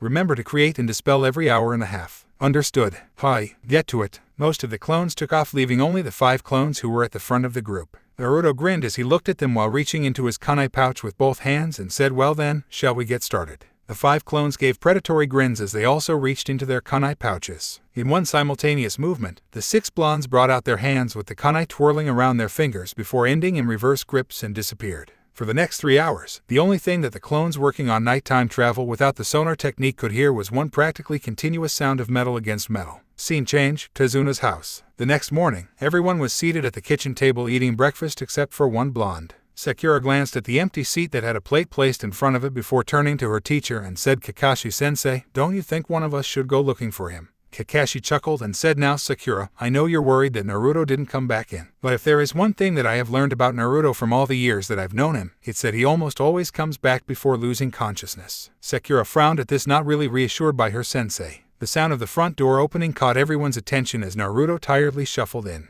Most of the people seated at the table widened their eyes or raised their eyebrows as they noticed all of the slashes and tears on Naruto's clothes. As Naruto sat down with a tired grunt and pulled his plate towards him, Kakashi chuckled and said, so how many did you get up to and last against Naruto? Naruto tiredly took a bite out of his breakfast and swallowed before saying 5, and we went all night. Wouldn't have been so bad if I didn't have about 100 clones working on moving at night at mid-jounin level speeds without using my technique. Damn clones all decided to pop within a few minutes of each other when the sun rose up, when they knew that they were supposed to do 1 per minute. Kakashi rose his visible eyebrow and said, wow, that's pretty good all things considered. Usually you can only go halfway through the night if there's more than 3 of you. Sakura looked confused as both Sai and Sasuke gave Naruto calculating looks. Turning back to Kakashi as Naruto began eating again, clearly showing that he wanted food at the moment, she said, I don't understand, Kakashi-sensei. Why would Naruto need to work on moving at jounin speeds at night if he's already so fast? And what kind of training are you talking about? I'm right here, you know, Naruto said with his mouth full before swallowing, and said, to answer your question, Haruno, yes, thanks to my bloodline I can move faster than probably anyone on the planet. But it gives me tunnel vision when I move as fast as I normally do. To counteract it, I use my huge chakra reserves to make a constant field that is moving away from me that I use sort of like echolocation to be aware of my surroundings. However, if I ever fight that way with a Hyuga or Uchiha with their Dojutsu active, it would effectively blind them for a while, if not permanently, since they can see chakra. So I have to work on not relying on the technique so much when I move. As for the training I myself did, I merely went against 5 clones and we fought as fast and hard as we could all night while we had joined the slipstream. Does that answer your questions? Sakura nodded, then cocked her head and said, wait, what's this slipstream? Sasuke's eyes narrowed, probably planning on somehow joining this slipstream that made Naruto so fast. Poor, ignorant fool. Naruto smirked as he saw Sasuke's expression and said, sorry Uchiha, this is one thing the council can't ever be coerced into handing over. Looking back to Sakura, who was beginning to glare at Naruto for the statement, he said, the slipstream is the name my father gave our bloodline since it doesn't have an official name. Understandable considering he was the first one to find out about it, maybe even the first one to ever have it. It explains the sensation we feel whenever we focus on the feeling of extreme speed it gives us, hence the term joining the slipstream whenever we do. Naruto took a last couple of hurried bites before standing up and headed out of the kitchen without any sign of being tired, calling over his shoulder, give me a few minutes to get changed and we can head out to the bridge Tazuna. And Sai, don't think I'm going to go easy on you just because I had a training night. I swear I'm going to get you combat water walking by dinner time if it kills me. Everyone but Kakashi stared at him with slightly dropped jaws before Sakura turned back to Kakashi and asked Kakashi-sensei, how can he possibly be able to still move like that? He looked exhausted when he first came in. Kakashi chuckled and said, that's Naruto for you. I've seen him train for 2 days straight, drop dead on his bed, and then 3 hours later be right back at it again. He has chakra reserves that could make any cage envy him and the stamina to match. He's going to make whoever he marries one happy woman in bed. Kakashi thought to himself, giggling perversely, drawing weird looks from everyone else that he waved away. Everyone's attention was brought to the stairs when they heard a shout from upstairs. Oi, Uncle Kakashi, you aren't reading that crap you call literature in front of Inari, are you? You know he's only 10, right? Kakashi's sweat dropped as he rubbed the back of his head while Inari looked at him in confusion before saying, of course not. Why would you think that? Because I know you. Naruto deadpanned as he came down the stairs and walked over to the group and sat back down to finish his meal. Kakashi somehow teleported to the nearest corner with his back to the others and a storm cloud over his head. He used to admire me. Where did that lovable kid who wanted to do everything like me go? Kakashi asked as anime tears could be seen falling into a puddle. Naruto and the others' sweat dropped before he said he ran away screaming when you showed him those books of yours. The miniature storm cloud got even bigger and Kakashi said, I was only trying to show you the greatness that was your godfather's work. Naruto snorted as he took a bite from his meal and said, that's not greatness. That's a sad man's attempt at showing the world his perverted fantasies and a release to all men for their frustrations at never being able to have their bedroom fantasies come true.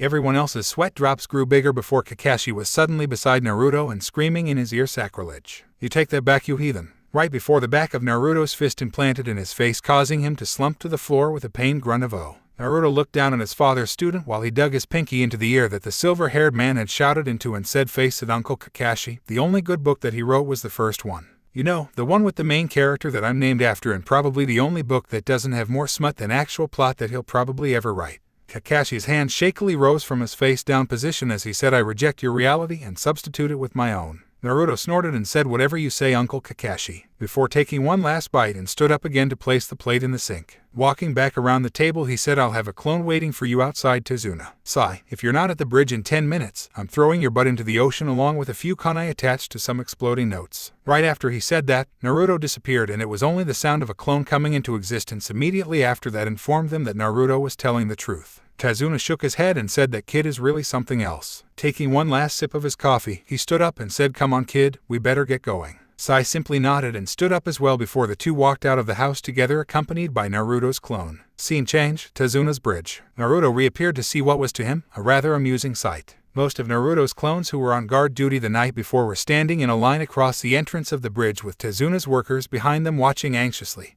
and a group of thugs in front of them. The supposed spokesperson and leader of the thugs looked as red in the face as a boiled lobster, while most of the clones had grins on their faces. The clone directly opposite of the leader was brushing his nails over his shirt and looking for dirt. The leader of the thug glared at the clone as he did this and said, "Now you listen here, you brat. I don't care if the original you is here or not. Now step aside and let us through." And why would he do that when it's his job to keep people who are obviously not here to work on the bridge off of it? Naruto asked as he disappeared and then reappeared in front of his clone, surprising the man. The man and the other thugs quickly got over their shock and he said, "Are you the original?" Naruto looked at him like he was stupid and said, "No, I'm a water clone sent to shift the shadow clone guard, you moron." The bridge workers all laughed at this since Naruto had explained to them the differences between the clones he used and the other types of clones that ninjas often used. The thug's face reddened even more if that was possible, and he took a step as he said, "You will let us pass right now or else." He was unable to get any further as Naruto's fist made residence in his stomach as Naruto glared up at the man as he folded over the fist before taking a quick step back and kicking the man in his jaw so hard that he went flying before crashing into the trunk of a nearby tree, causing large cracks to form from the impact. The builders gave a cheer as the thugs looked on in shock. Naruto turned his glare onto the other thugs, who instantly took a step back. Unleashing a bit of killing intent to further unnerve them, he pointed to the fallen man and said, "Get him out of here and don't come back." The men quickly nodded before one of them rushed over to their leader and dragged him away as the others broke out into a run. Sighing as he watched the men flee, Naruto dispelled the clones before making a fresh batch to help the workers. As he did, he spotted Tazuna and Sai with his clone walking down the path from his house. As Tazuna walked up and noticed the damaged tree, he said, "What happened here?" Naruto shrugged and said, "Nothing much. Just showed some thugs why you don't want to mess with a Jonin."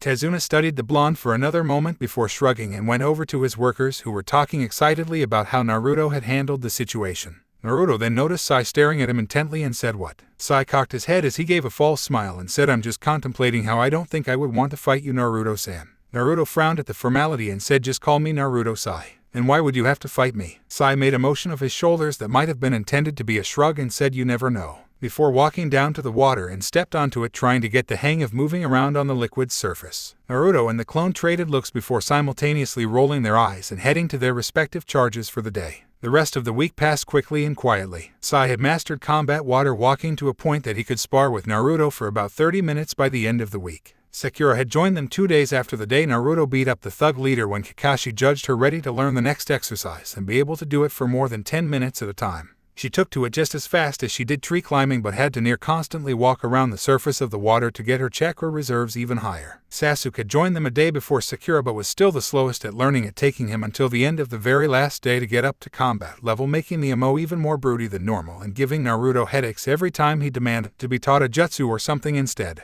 Now it was the night before they were expecting Zabuza to show up. Following Kakashi's advice, Tazuna had already told the workers to not show up the next day, and the genin were showing signs of nervousness and anxiety. While Sakura and Sasuke were, Sai looked as cool as he always did, but Naruto blamed that on the root training he had been given. After dinner, Naruto had taken Inari outside and the two were now sitting on a dock looking out across the water. As the two stared at the reflection of the moon with their knees to their chests, Naruto glanced over at Inari and reached into his kunai pouch. Handing the throwing knife to the kid, who looked at him in curiosity, he said, "Here, use this if things get rough tomorrow. I'll leave some clones that should handle anyone who gets close, but it's always better to have a backup plan. Make sure you keep that on you at all times, all right?" Inari nodded and accepted the blade, staring at it for a minute before putting the blade in his pocket. As he stared out at the water again, he said, "Thanks, Naruto." Naruto rose an eyebrow and said, "For what, Inari?" Inari looked back at Naruto and said, "You were right. I've been nothing but a big baby ever since I lost Dad. But now I plan on changing that." Naruto smiled and ruffled the younger boy's hair and said, I'm sure you will, Inari. Scene change, next day Tazuna's bridge. As the Leaf Nin along with Tazuna came upon the bridge, they saw mist that was thicker than usual clinging to it, blocking their view of the end of the bridge. Naruto had already informed Kakashi that Zabuza had been in the area, and the older Nin had ordered Naruto to dispel the clones so that way they could draw Zabuza out. Looks like the party's about ready to start, Naruto said, earning a nod from Kakashi. Turning to his students, he said, don't leave Tazuna's side. Getting nods from the genin, the group began walking through the mist.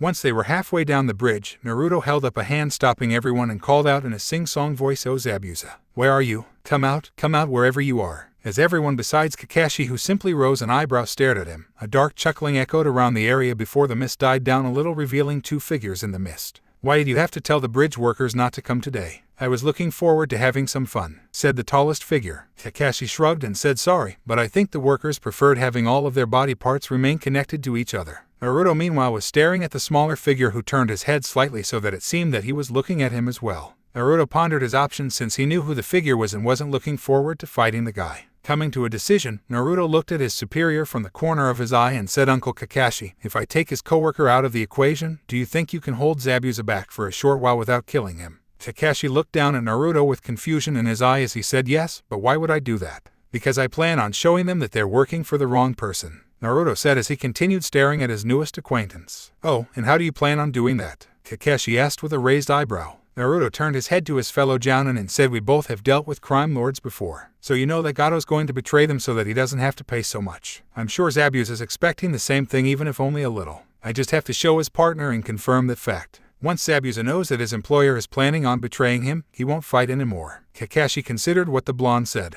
On one hand, it could actually make Zabuza drop his mission. On the other hand, the man might not believe Naruto and just continue attacking. Either way though, Zabuza's partner would not be there to back the man up. Sighing, Kakashi nodded to Naruto, who closed his eyes and concentrated as he began opening the water gates to the dam that held back his chakra. As Zabuza felt the chakra presence in the younger jounin rise, he growled out, Haku, get ready. Yes, Zabuza-sama. No one was prepared though when Naruto's chakra presence spiked to unbelievable levels, causing a large and very visible pulse of chakra to expand from his body, pushing the mist away and revealing the blonde coated in a blue shell with his hair blown around like he was in a wind that only blew around him. As everyone stared at him, an even larger pulse shot out from his body that headed inland, locating a large group of chakra presences that were nowhere near the level of a ninja that wasn't located near the village. Naruto opened his eyes and said, I think I found the bastard. There's a large group headed this way. Kakashi nodded and said, you've got 15 minutes. If you're not back by then, I'm taking him out. Naruto nodded, showing he understood before he took off running at low jounin speeds toward the now visible pair of missing nin.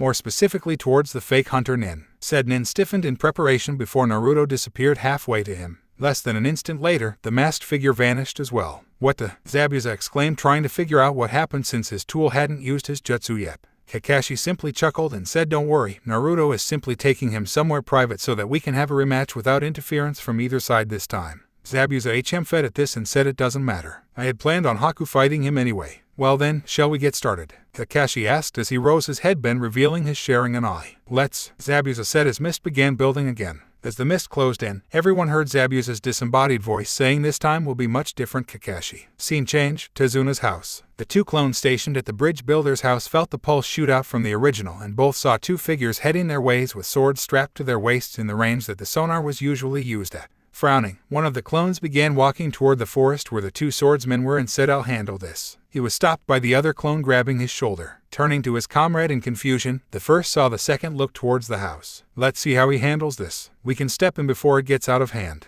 The first clone considered for a moment before nodding. The two clones then went around the house to wait. 10 minutes later, Inari was helping his mother in the kitchen when they heard the sound of wood being sliced apart. Both of their eyes widened when the two swordsmen stepped into the kitchen. Those are the men who killed Dad, Inari thought as a similar thought ran through Tsunami's head. Yeah, looky here, aren't you a cute one? One of the swordsmen who was bald said. Yeah, I didn't know the old man had a grandson. Oh well, just one more thing I can cut up. The other one, who was wearing a cap over his silver hair, said, looking at Inari. Inari swallowed before he remembered what Naruto had told him that night at the table. Stepping in front of his mother, he pulled out the kunai Naruto had given to him and held it in a reverse grip like the blonde had told him, drawing raised eyebrows from the two swordsmen. I'm not going to let you hurt my mom. You took my dad, I'm not letting you take her, Inari said with a lot more confidence than he felt.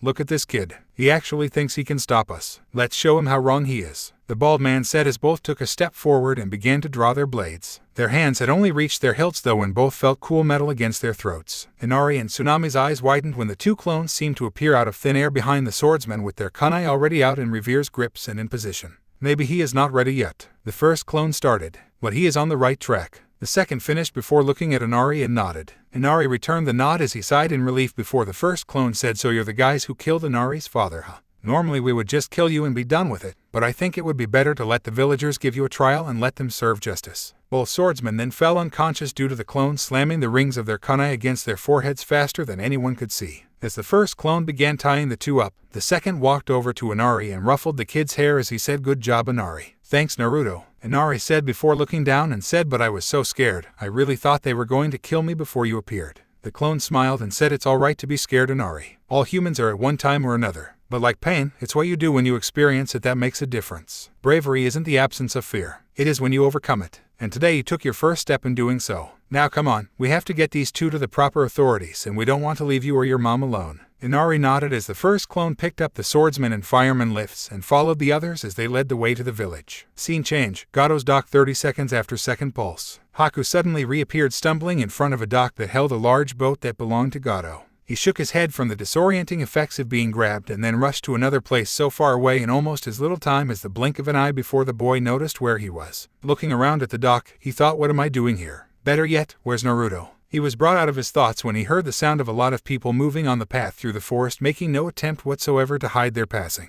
Turning around to look, he saw a bunch of people walking down the path with Gato at its head. The man sneered and said, "What are you doing here, brat? I would have thought you would have been with that wuss Zabuza." "Oh well, this just makes things easier. Might as well start with him, boys." The crowd gave a cheer as they started advancing. Haku frowned behind his mask and said, "What is the meaning of this?" Gato laughed and said, "Isn't it obvious? I never planned on paying your baby of a master. It's much cheaper to hire these thugs to take you out once the job is done. Still, like I said, since you're here, we might as well get started. Consider this payback for breaking my arm, you brat." Haku stiffened and was about to reach for his senbon needles when he heard a disembodied voice say, "Yeah, I don't think so," causing everyone to stiffen. A second later, all of the thugs suddenly all fell to the ground as one, as if some grand puppet master had got tired of using all of them. Gato's eyes widened as he saw that each thug had a hole in the back of their head with blood slowly seeping out. Haku himself was sweating nervously behind his mask as he thought that could have been me and Zabuza-sama. Naruto suddenly appeared in front of the midget, scaring him even further as he grinned before leaning in and said, "Boo." In a dark voice. "Ugh," Gato yelled out in fear as he fell on his butt and did his best to get as far away from the blonde by crawling backwards with one of his arms in a cast. Naruto smirked at this and said, "You've been a bad boy, Gato, driving people to the brink of their existence just to satisfy your own greed. It's time for you to be judged. No, please, I'll give you whatever you want. Money, women, land, whatever you want," Gato said in fear as he continued to crawl away from the blonde who had begun taking small steps toward the crime lord while Haku merely stood watching. "Whatever I want," Naruto mused before saying, "All right, I'll let you live if you give me one thing." Gato's eyes showed his relief as he said, "Of course, whatever you want." Naruto's eyes hardened and he said, "I want you to bring back Inari's father and everyone else you killed." Gato's eyes widened even further than before. Just as he began stuttering a response to the demand, Naruto disappeared and Gato's head separated from his neck as Naruto reappeared behind the body with it in one hand and a kunai with wind swirling around in his other. Naruto spat at the body and said, "He got off easy in my opinion. Don't you think so, Haku?" Haku jerked and said, "You knew." Naruto nodded and said, "Since I spotted you leaving Gato's base that day. Come on, let's go tell Zabuza that his contract is over." Haku nodded and Naruto disappeared. An instant later, Haku vanished without a trace as well, leaving only the dead bodies with blood pooling around them to give evidence of what happened. Scene change. Tazuna's bridge. Kakashi was staring at Zabuza, who was staring back at Kakashi as he was held in place by Kakashi's ninja dog summons. A short distance away, Tazuna and the genin were looking on, wondering why Kakashi wasn't finishing the job.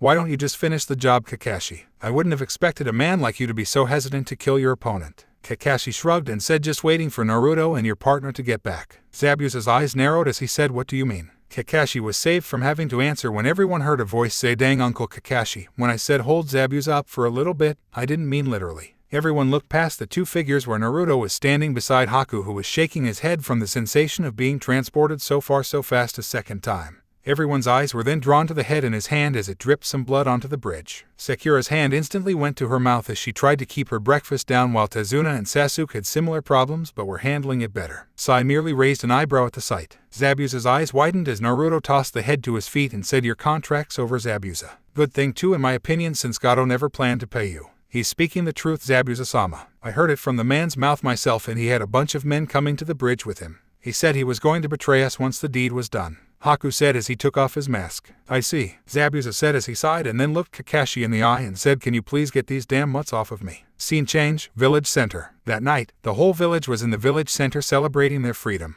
As some of the villagers sorted through everything Naruto and his clones had retrieved from Gato's base, the others were having a feast and dancing. Zabuza and Haku looked down from the roof of one of the stores. On either side were Kakashi and Naruto. So what now, Zabuza? Kakashi asked as he saw his students in the crowd. Sakura was fully enjoying the atmosphere while Sasuke watched the activities dispassionately while Sai was off to one side drawing. Not sure. I guess it's back to the road for me, Zabuza said. You could always join the Leaf. We could put in a good word with the Hokage, Naruto said as he watched the people below him. Zabuza shook his head and said he wouldn't allow it. Not if he doesn't want trouble from the Hidden Mist village for harboring one of their missing nin. No, I'm afraid that life on the run is the only one I have in store for me now. Although I think I may hang around here for a while. Naruto frowned before Zabuza caught his attention as he said, Kakashi, will you do something for me? Kakashi glanced over at the man and said, what is it? I want you to take Haku back to the Leaf with you. He's not an actual missing nin, so your Hokage should be able to let him in.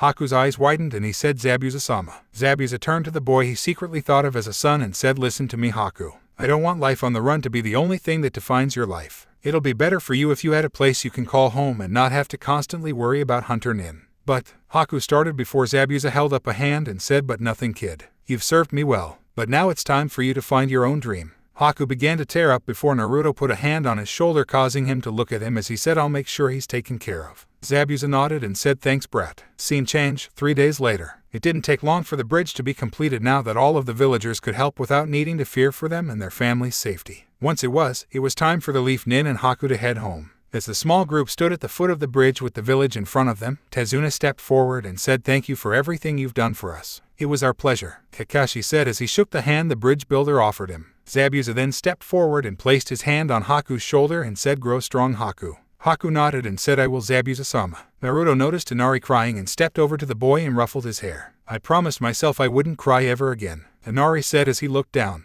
Naruto smiled and said, it's alright to cry, Inari. Crying when someone says goodbye is just a way to show the bond you have with that person. Take good care of everybody, alright? Inari nodded and Naruto rejoined his group as the rest said their goodbyes before turning around and began walking across the bridge. One of the villagers looked thoughtful and said, by the way, what are we going to call the bridge? Tazuna rubbed his chin in thought and said, how about the Bridge of New Beginnings? Sounds good to me, Inari said, drawing agreement from the others. Forest treetops en route to the Hidden Leaf Village. Naruto shot through the trees beside Kakashi with Team 7 behind them. On Naruto's other side, Haku looked like he was on autopilot as he silently jumped from branch to branch. As the air whistled from the shinobi's passage, Naruto considered how he was going to watch over Haku when he joined the Leaf ranks like he promised Zabuza. The old man he wouldn't have a problem with. It was the council that Naruto was worried about. Knowing the civilian side and some of the shinobi members, they would most likely try to force Haku to form his own clan, and there was no way Naruto was going to let them push Haku around just so that they could get a bunch of ice-wielding shinobi in the future. He'd rather tell the entire Hidden Stone village about his heritage than let a friend of his be manipulated like that.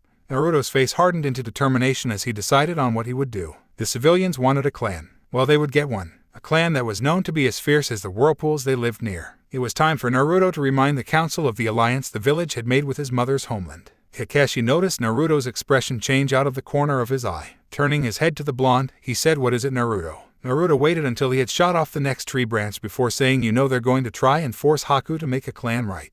Haku jerked out of his thoughts at this while Kakashi nodded and said, yes, but I doubt Lord Hokage-sama will allow that. Yeah, well, I'm not going to take any chances. I gave Zabuza my word that I would take care of Haku, and I plan on keeping that promise, Naruto said. Haku smiled and thought, thank you, Naruto. I only hope I can stand by you when your time of need comes. Kakashi frowned and said, what are you planning, Naruto? Naruto's eyes gained a mischievous look as he grinned like the fox demon he contained as he said, if the council tries anything, they will experience firsthand what made my clan so formidable. Sasuke and Sakura perked up in interest when they heard that Naruto actually came from a clan. Naruto actually has a clan. But I thought he was an orphan. Sakura thought. The dead last has a clan. HMPH, no matter, it couldn't have been much of a clan if I've never heard of it. Sasuke thought with a frown. Kakashi frowned and said, be careful, Naruto. The council can make things incredibly difficult for you if you anger them. Naruto scoffed and said, like they haven't already tried to make my life a living hell as often as possible. Let them try. I'll send them on such a loop they'll be trying to make sense of things for a week afterwards, and I'm not talking about using my bloodline either. You reveal your status and they might force you into the CRA. Kakashi warned. Naruto snorted and said let them try. Everyone seems to forget that little law is completely voluntary. Not even the Hokage could force someone into it even if he wanted to. Sasuke's eyes widened at this information since everyone had told him that he would be obligated to have more than one wife since he was the last loyal Uchiha.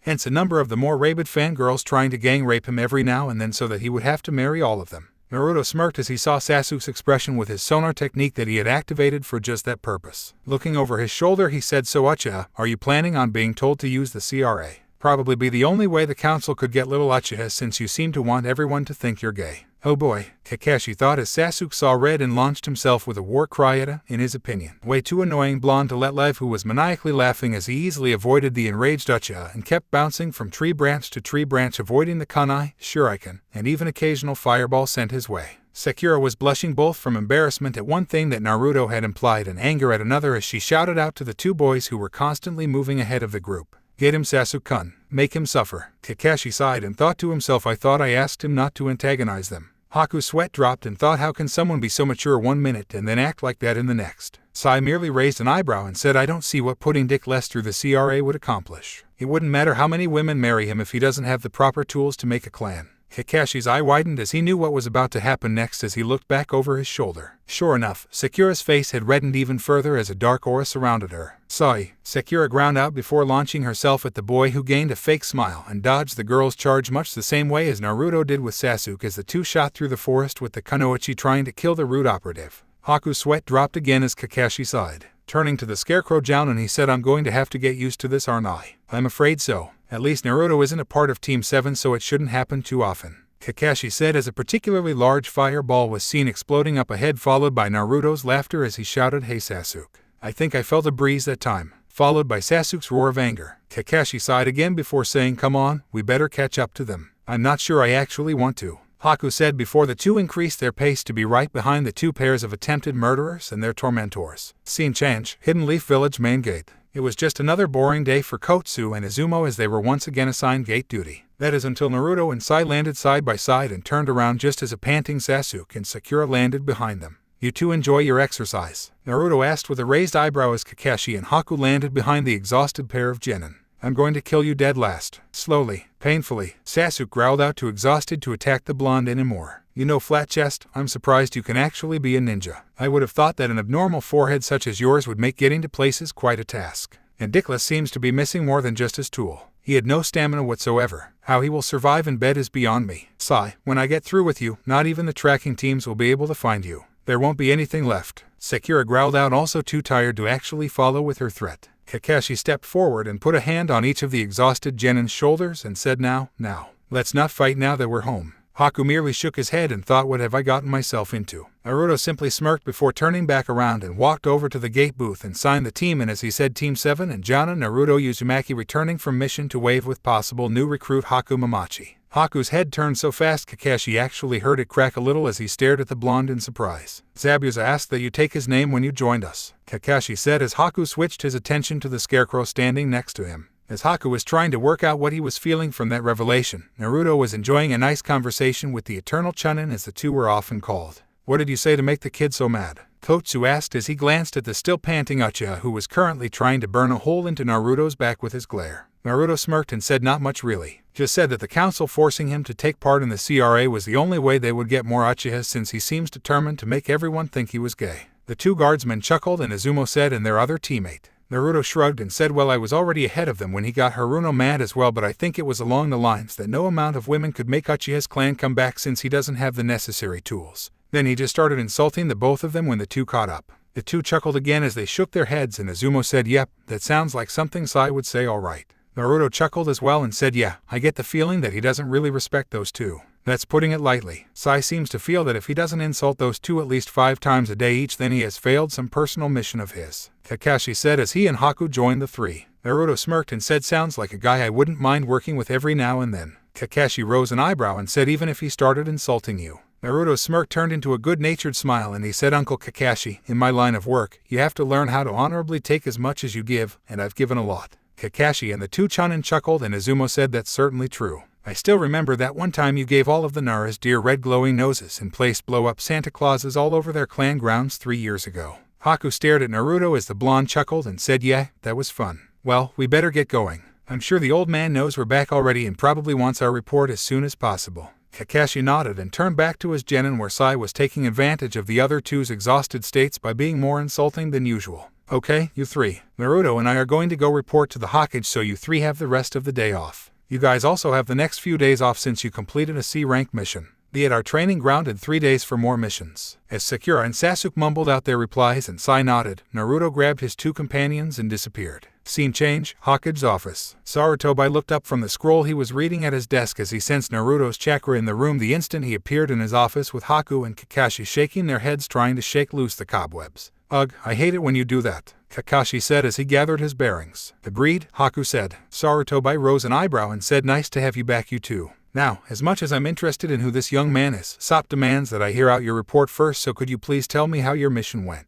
The two Jounin nodded and Kakashi began giving their report with Naruto interjecting here and there where he was more involved. Once the report was finished, Sarutobi sighed and placed his arms on his desk and leaned forward to study Haku, who did his best not to fidget as he became nervous from the man's stare. So Zabuza asked you to bring his apprentice into our ranks. The two nodded and Sarutobi sighed again and said if this was almost anyone else we were talking about I wouldn't have a problem with it, but considering that man's history. Naruto stepped forward as the old man trailed off and said, Hokage-sama, what is the one thing that you said was my greatest strength? Sarutobi could tell how serious Naruto was about this, seeing as he had used his formal title, and as he focused on the blonde decided to be straight to the point as well and said your ability to judge people. He sighed again before continuing, very well Naruto, I'll accept Haku into our ranks but you will be held responsible for him. Am I understood? Naruto nodded and said crystal sir. Sarutobi nodded as well and focused back on Haku and said now then Haku, if you're going to be joining the ranks of my ninja, I need to know just what exactly you can do. Haku nodded and said I have a bloodline that allows me to naturally mix wind and water natured chakra into ice natured chakra. I know various D to B ranked water jutsu, although I primarily use ice jutsu. My strongest jutsu is one that surrounds my opponents with a dome of ice mirrors that I can travel through at speeds that are the faster than most high-level jounin. I am highly accurate with Senbon needle and have a vast knowledge of medical first aid and how to use herbs effectively in making medicine. I see. Well, it's nice knowing that I'll have another shinobi who can help out in the field if his comrades are injured, but you having a bloodline may prove to be a bit of a problem in the near future, Sarutobi said as he felt a headache coming. You mean the council most likely trying to make me form a clan? Haku said. Sarutobi nodded, knowing that Naruto was most likely the one to let the boy know. Before he could say anything, said blonde said Hokage-sama, as clan heir of the Uzumaki clan, I am recommending Haku Mamachi to be placed under clan guardianship. Sarutobi's eyes snapped over to the blonde in surprise as he said, Naruto, we've discussed what announcing your status would cause. Naruto nodded and said, I know that it will only give me more grief from the council, old man. But I am not going to let them turn Haku into breeding stock. Even the Uchiha doesn't deserve that fate. And if they try to throw that CRA on me when I tell them, then I'll just shove it right up their butts. I've taken a lot from those guys, but this is one thing I will fight for. Everyone heard the determination in Naruto's voice, and Sarutobi saw a fire in the blonde's eyes that he hadn't seen since he had told Naruto about his parents that night 7 years ago. Sarutobi grinned.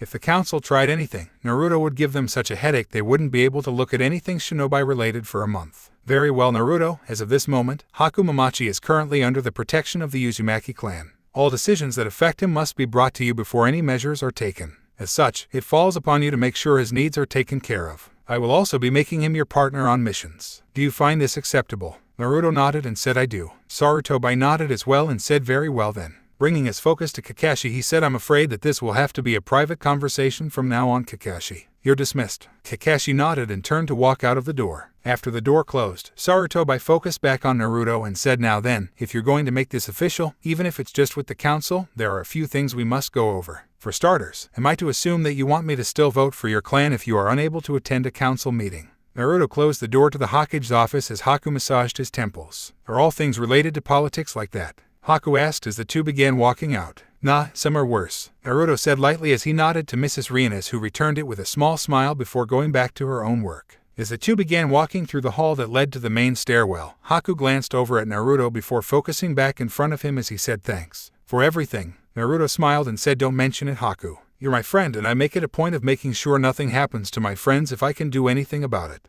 Now come on, we've got a tour to go on and then I'll show you where your apartment will be. Haku looked confused and said, but the Hokage didn't say where I would be staying. Naruto grinned and said because he didn't have to. And I quote, it falls upon you to make sure his needs are taken care of. That includes where you'll be living. Luckily, the apartment that's next door to mine is empty. I'm sure Mr. Rodriguez won't mind you moving in. He and the rest of my neighbors are fairly agreeable people. Haku nodded and said I'm glad. Some of the people Zabuza-sama and I had to room with over the years weren't the best of neighbors at times. Naruto chuckled and said I bet. But I'm pretty certain that as long as you aren't shaking the building with any loud music, these neighbors will be a lot more friendly with you. Haku smiled and said I'm sure they will be too. So where are we going first? Naruto smiled and said well, I don't know about you but I'm hungry so I was thinking of showing you my favorite restaurant first. Haku nodded and said sounds good. Scene change, the next day. Naruto hated being right, especially when it came to the council. Right now he was standing in front of them with Haku standing by his side ready to give the council hell as they glared at him while he smirked at what he had planned. It was too bad. Naruto was looking forward to the day's activities that he had planned. Flashback.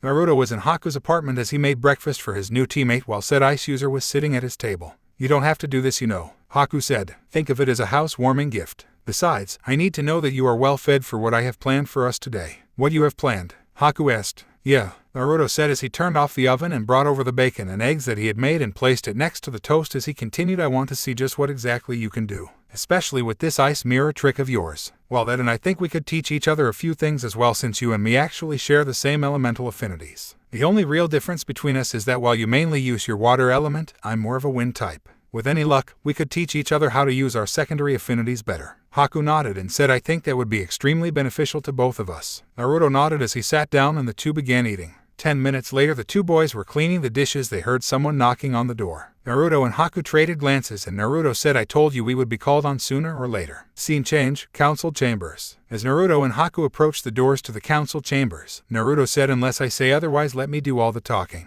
There's a certain way you have to handle the civilians if you want to come out of any council meeting with your sanity fully intact. Haku nodded and said understood. Am I to assume that I should pay attention to how you handle these civilians for future reference? Naruto smiled at Haku as he placed one hand on the door handle said you would be correct. Now, watch and learn. And with that, Naruto swung open the door causing it to bang against the wall as he strode in with a confident air and said alright people, let's get this meeting between clowns and those who actually do something meaningful with their lives over with. Haku stared at Naruto as he joined the smirking blonde who was standing next to the Hokage who along with the other shinobi in the room were either smirking at Naruto's statement or at least showed amusement in their eyes. The civilians on the other hand were glaring holes at Naruto but who cares about them anyway. Well then, now that everyone is here, we can get this meeting underway. For those that don't know, we were discussing the possibilities of Haku Mamachi being eligible for the CRA. Sarutobi said as he mentally chuckled at the civilians who were still glaring at one of his favorite jounin. Now hold on, one of the civilians said as he stood up and pointed an accusing finger at the blonde.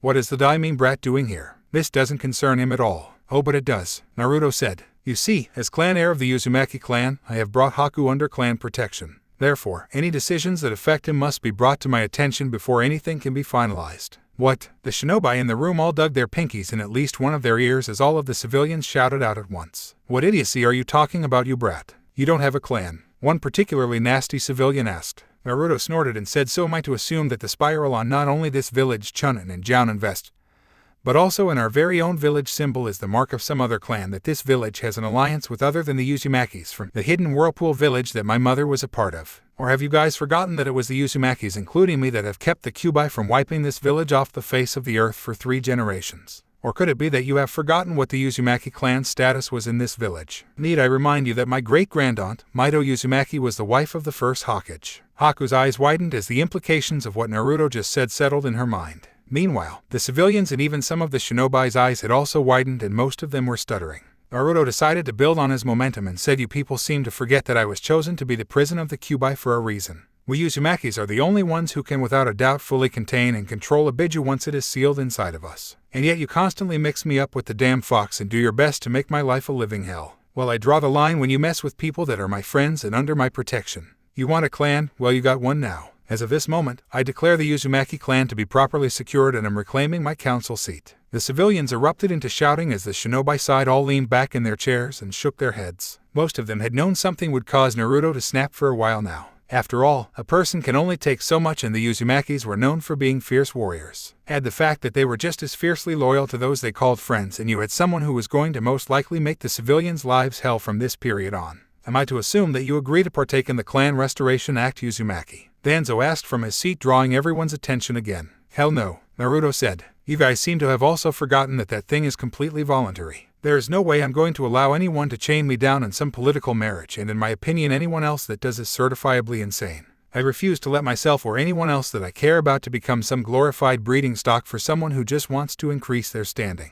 Now if you'll excuse me, I have more important things to do than waste my time dealing with you, so can we please go?" Before the civilians could sputter out a response, Sarutobi said meeting adjourned. "Thank you," Naruto said as he nodded to the old man before he and Haku disappeared. Scene change, Hokage Monument. Naruto and Haku reappeared in the blonde's training ground. Shaking his head, Naruto said, "This is why I hate politics. Everyone is scrabbling to get the bigger bone and get such big heads that it's a wonder their backs don't snap from the weight. That was very interesting how you handled that situation, Naruto-sama," Haku said as he once again tried to get over the effects of being transported so far and fast under someone else's power. "Yeah, well, hopefully we won't have to deal with them again for a few more days. And what have I told you about being so formal with me? Just Naruto is fine," Naruto said as he began walking further into the training ground. As Haku fell into step with his partner, he asked, "Was it true what you said back there? Do you really contain the Kyuubi and are related to the first Hokage's wife?" "Yep," Naruto said. "Now come on, I want to see how fast you can actually go in that mirror house jutsu of yours." As the feathers began falling, Naruto rose his right hand and purple flames appeared on his fingertips before he disappeared.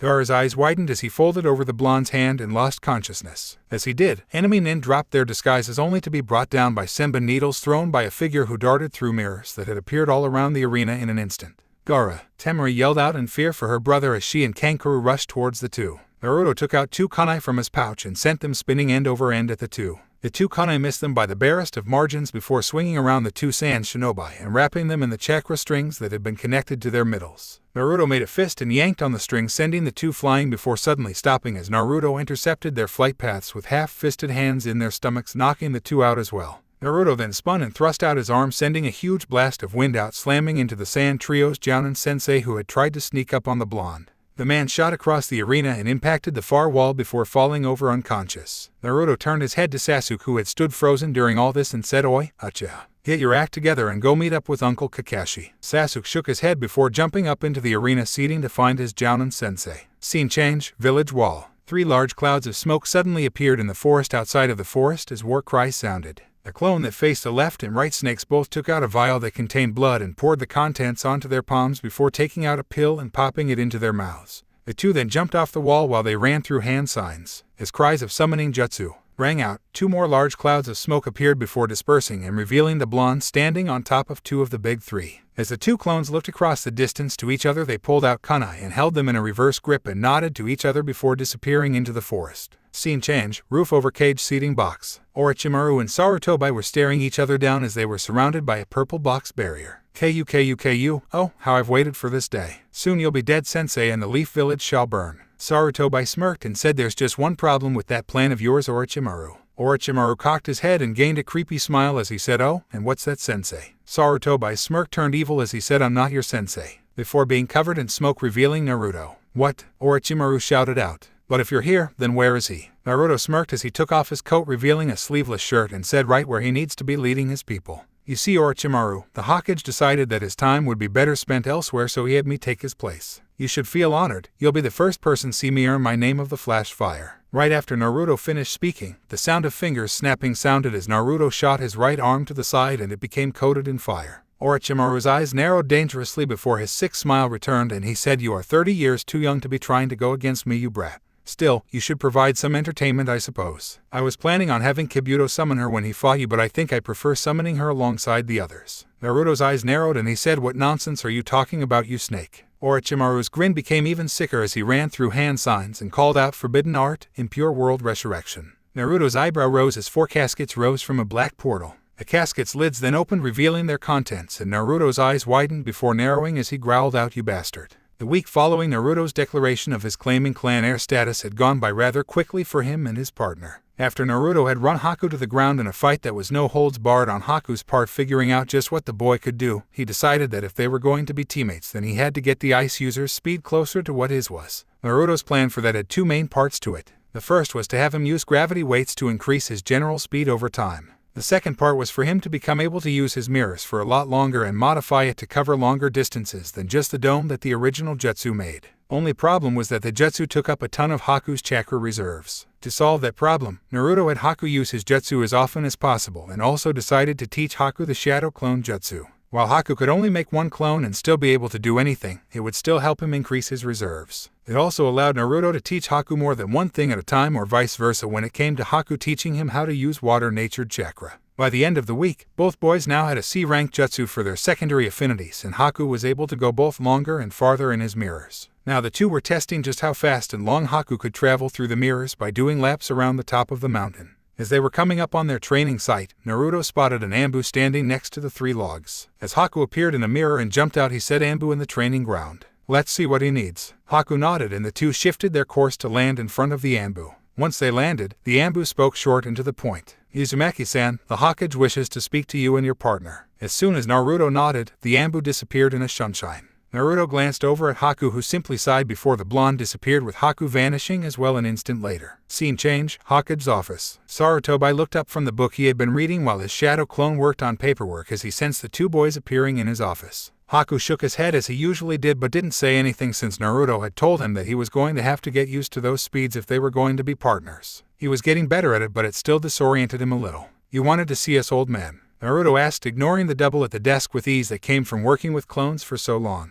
The original Hokage nodded and said, "I did," before closing his book after putting a bookmark in, and stood up from his couch to walk over to the desk where the clone handed him a scroll. Walking back to Naruto and handing him the scroll, he said, "I just assigned teammate their first C rank. It's just a standard bandit raid for a village 2 days out, but due to what happened on Team 7's mission, I've decided that whenever possible I should have someone of at least Chunin rank to accompany rookie Genin teams when they go on C rank missions. I believe that the speed you two possess should be enough to prevent anything untold from happening during their raid. Teammate will be expecting you at the gate in 30 minutes. Naruto nodded as he opened the scroll and read through the contents briefly before rolling it back up and said, "Understood, we'll be there." Scene change, village main gate. Teammate was leaning against the gate as they waited for the 2-man team that would be accompanying them. Kiba hemfed and said, "I still don't think that we don't need these guys. We don't need babysitters." Hiranai sighed and said, "I told you, Kiba, after what happened to Team 7, the Hokage doesn't want to take any more chances with our less experienced Genin." Kiba frowned and said, "So they ran into a little bit of trouble, so what? Doesn't mean that we will." Hinata and Kurenai both frowned before Shino said, "Even if that is true, it is better to be prepared in case things do go wrong. Which, considering our mission, is more likely than other possible C ranks we could have been assigned. I'd listen to your teammate if I were you and Yuzuka. You never know when things could spiral out of control." Teammate glanced over to where the voice came from and saw Naruto with someone they had never seen before walking towards them. Hinata instantly saddened, thinking that Naruto had found someone else besides her. As Naruto and Haku joined them, Naruto nodded to Kurenai and said, "Kurenai, it's good to be working with you again." "Likewise, Uzumaki," Kurenai said with a small smile. She then glanced over at Haku and Naruto followed her gaze before saying, "Oh, where are my manners? Allow me to introduce Haku Mamachi, my partner." "Haku, this is Kurenai Ui, the Hidden Leaf's resident Genjutsu mistress, and her team, Hinata Hyuga, Shino Aburame, and Kiba and Yuzuka." Shino and Hinata gave nods when introduced, which Haku returned. Kiba of course decided to try and flirt with Haku in his unrefined way. Walking over to Haku, he said, "Hey there, want to get something to eat after the mission?" Naruto shook his head and said, "In Yuzuka, you do realize that Haku is a boy, right?" Kiba's eyes widened as Haku chuckled. Kiba opened his mouth to say something, but only sputtering came out. Hinata let out a small sigh of relief, which Shino caught but didn't comment on. Kurenai meanwhile was frowning and said, "Mamachi. You wouldn't be related to Zabuza Mamachi, would you?" Haku shook his head and said, "Not by blood. But I was his apprentice before he requested Naruto-san and Kakashi-san to take me back to the Leaf when they finished their mission in Wave. He requested that I take his last name when I joined the Leaf." Kurenai nodded and said, "I see. Well, now that introductions are over with, I believe we should be going." Naruto and Haku nodded and Naruto said agreed. Turning to the Genin, he said, "Don't worry, in Yuzuka, you won't even notice we're there once the fighting starts unless you guys get in trouble." Kiba glared at the perceived insult, but the other two simply nodded before Kurenai took off into the trees with the others right after her. Scene change, next day en route to Client Village. Kurenai was once again in the lead position as her team followed with Naruto and Haku on either side and a little behind the Genin as they traveled in a standard V formation with Kiba and Akamaru at the point and Shino and Hinata behind him. As he landed on a branch and shot off, Naruto sent out a light chakra pulse like he usually did when traveling at slower speeds and noticed Hinata's Byakugan active again. Naruto shook his head and thought, "She's been activating that thing near constantly now. She's lucky I've been limiting how strong my pulses are, or I would have blinded her the first time she did." Naruto waited until both he and Hinata were once again in the air and said, "Something the matter, Hinata?" Hinata flinched before looking over her shoulder at the blonde and said, "And no, what makes you think something's the matter?" "Because you keep on using your Byakugan." "So what's wrong?" Naruto asked. Nothing, I just don't want to be caught by surprise in case we run into an ambush," Hinata said with a small blush growing on her face. Kurenai meanwhile had a small smile while Kiba was frowning. Naruto rose an eyebrow and said, "If you say so. Although I'm pretty sure that we don't have to worry about that just yet." Tell you what, turn off your Byakugan for a minute and I'll do a full scan on the area we're in. Hinata slowly nodded and turned off her Byakugan as she looked back forward as Naruto gathered his chakra for a moment before sending it out in a visible pulse that would travel further than a normal chakra pulse. After a minute of letting the pulse turn into a steady field and doing a thorough scan of the area, Naruto let the chakra dissipate into the air and said all clear, nothing in a 100-yard circle except for some forest animals. Hinata nodded without looking back and thought, now what do I do? 5 minutes later, Hinata had finally gathered enough courage to say, Naruto.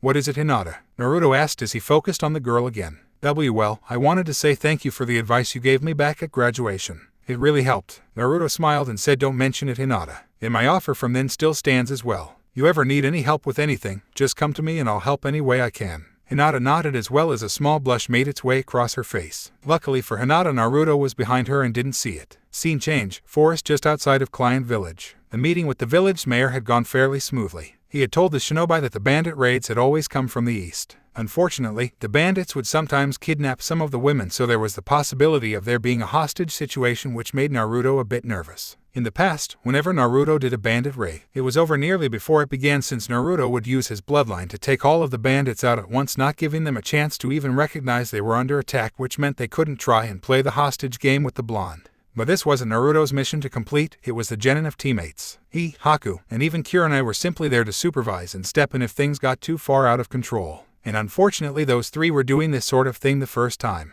Naruto glanced at the three who were studying tracks from the most recent bandit raid and figuring out where they needed to go. From what he could tell, they were doing a good job figuring out how many bandits there were and how many people were taken. He just hoped they would do just as well when under pressure. Haku stepped over to his side and said they seem to know what they are doing.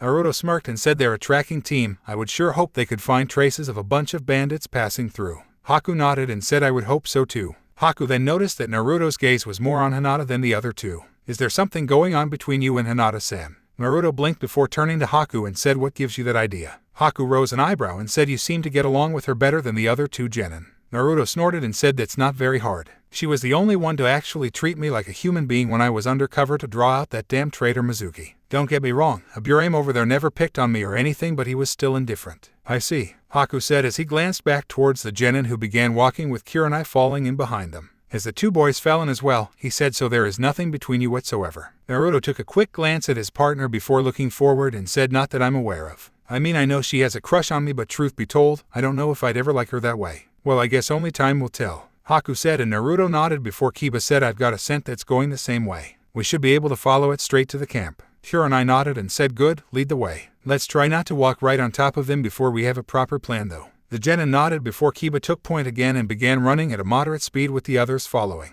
Scene change, 100 yards from bandit camp. The Leaf Shinobi were about 100 yards away from the bandit camp, hiding in the trees to avoid any patrols as Hinata did reconnaissance with her Byakugan. I see the camp. There's 15 bandits. They've got their tents in a circle with a fire in the middle. There's a few in the tents sleeping, but most are around the fire eating. There's a cage holding 10 women in the biggest tent. One of the bandits is guarding them, but he is currently sleeping. Kurenai nodded and said, any bandits patrolling? Hinata shook her head and Naruto raised an eyebrow and said, that's weird. Either they're sure that no one can find this camp of theirs or they're just plain stupid. Most likely a combination of the two. Kurenai said before turning to her students and said, Kiba and Shino, I want you two to focus on the bandits while Hinata releases the prisoners. Shino, I'm going to need you to send your insects out first to drain them as much as possible. Have them do it as discreetly as they can. The longer they don't know what's happening, the better. Kiba, 5 minutes after they start, I want you and Akamaru to tear through them with your fang over fang attack. Make sure you get as many as possible in your first sweep. Hinata, I want you to slip into that tent and take care of the guard and slip the prisoners out the back and bring them to me before Kiba attacks. Once the prisoners are safe, I want you to go back and give Kiba and Shino any backup support they may need. If things get rough, the rest of us will give you a hand with long-range support. Does everyone understand? The three genin nodded and the group began to prepare. Time skipped 10 minutes later. Naruto looked on from his spot in the trees as he saw Shino's bugs moving along the ground like a black living carpet as they headed to the ring of tents. Once the insects reached the tents, they began spreading out, with some slipping into the tents themselves to feed off of the sleeping bandits. The rest encircled the camp before heading inwards in small groups that gave everyone a hard time spotting them if they didn't know what to look for. Meanwhile, the bandits that were around the campfire were having a jolly good time as they ate their meals unaware of the approaching threat. Naruto frowned. The plan was going smoothly so far, but something was nagging the blonde at the back of his mind. Something wasn't right, and not knowing what it was driving the blonde crazy. Reaching to the radio that was clipped to his ear, he set it from standby receive to send and receive. Naruto took another glance into the camp before tapping his mic and said, Haku, do you copy? There was a short pause before Naruto heard, I copy, Naruto-san. Is something wrong? I don't know. I just have this feeling that something is wrong. You see anything unusual on your end? Negative, Naruto-san. There is nothing on my end. Haku said, This is Kuronai. I don't see anything unusual on my end either. Keep an eye open though. I don't want to be taken by surprise. Understood, Haku said. Roger that, Naruto said. The three vets then watched as twin spinning drills burst out of the woods from two different directions and tore through a tent each on their way into the circle and began tearing apart the bandits who could only stand before suddenly falling over from having their chakra eaten. The fight, if you could call it that, was over in minutes. Now none of the tents were left standing and the bandits were all sprawled out on the ground, either already dead or bleeding out from the cuts Kiba and Akamaru had given them. Said Genin was currently being given the first kill talk by Kuronai while Naruto and Haku finished off the survivors. Hinata and Shino meanwhile were doing their best to not look at the two vets as they sealed everything the bandits had stolen into sealing scrolls. Fortunately, Naruto had already created clones to lead the women back to their village, so they were spared from having to see one of the dark sides of the shinobi world. 5 minutes later, the group was getting ready to follow Naruto's clones when the hairs on said blonde's neck rose. Naruto frowned at the tingling sensation he was getting and said, Hinata, whatever you do, don't activate your Byakugan unless I say otherwise. Hinata looked confused but nodded and said, All right, Naruto. As Kuronai and Haku started looking around trying to figure out what had Naruto on edge, Naruto began pulsing his chakra out before turning to the trees behind him and said, All right, come on out. I already know you're there. Someone chuckled before the leaf nin heard a voice say, Heh, good job. Most people don't sense me until I'm right on top of them, if ever. They then saw a man who was about 6'2" with spiky red hair that reached just past his shoulders and blue eyes that were just a shade darker than Naruto's walk out of the trees. He wore a shinobi's typical clothing and had a katana strapped to his back with the hilt over his left shoulder. Tied to his forehead was a shinobi headband with a spiral symbol on it. Well, when I heard that the village nearby was having bandit troubles, I decided to help them out. Imagine my surprise when I find Leaf Shinobi already taking care of the problem. This must be my lucky day since I've finally found someone from the Leaf who could possibly give me a challenge. I don't usually bother asking my enemies this since they're usually dead before they can make me break a sweat, but since you were able to sense me, I think I'd like to know my opponent's name, the man said as he pulled his sword out of his scabbard. Naruto frowned and said it is customary to give your own name first when asking another for theirs, but my name is Naruto Uzumaki. Mind telling me why you believe we are enemies? The man's eyes widened when he heard Naruto's last name and he said Uzumaki. Well, you're just a kid. Still, that means there must have been other survivors. The man then narrowed his eyes and said, Oh, where are my manners? You want to know my name? My name is Kuroda Uzumaki, elite jounin of the hidden Whirlpool Village. You know, it's kind of ironic. I had been looking for survivors for so long, but when I finally find someone whose parents were survivors, they end up under the banner of the enemy. Naruto's eyes widened as well and he said, You're an Uzumaki as well. But I thought everyone but my mother was killed when the Hidden Stone attacked them in the last war. Wait a minute, what do you mean under the banner of the enemy? The Hidden Leaf and Whirlpool villages were allies. Kuroda scowled and said allies. Huh, don't make me laugh. The Hidden Leaf wasn't our ally, it betrayed us. When we were attacked by the stone, they only sent 2 genin teams, too. How the hell could 2 teams comprised mainly of GN and IN of all things make a difference? They couldn't. We were obviously not worth the Leaf sending any real help. They were the only ones close enough to reach you in time. Naruto shouted at the man while everyone else was doing their best to figure out what was happening. Man, what's going on between these two? I mean, aren't they related? Kiba asked while the others simply shook their heads showing their own confusion. Oh, and how would you know that? You weren't there. You weren't even born yet. Kuroda shouted right back at the blonde. Naruto narrowed his eyes and said, Because I've read the reports of not only my father but also my mother's. And they clearly said that the Leaf was sending backup but it didn't reach the village in time. The Hidden Leaf village sent 3 platoons to the Whirlpool once they received the message for help. 3 platoons that could have been used elsewhere at the time.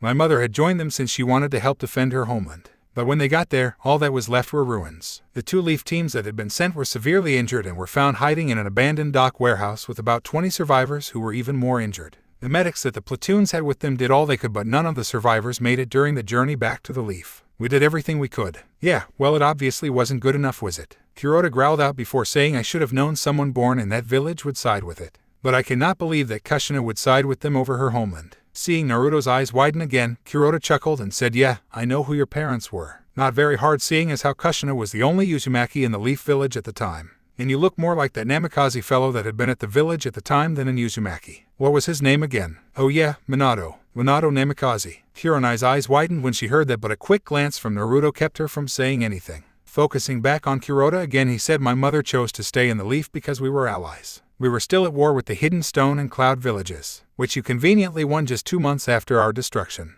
I find it odd that your father was able to complete his jutsu just after Whirlpool was destroyed.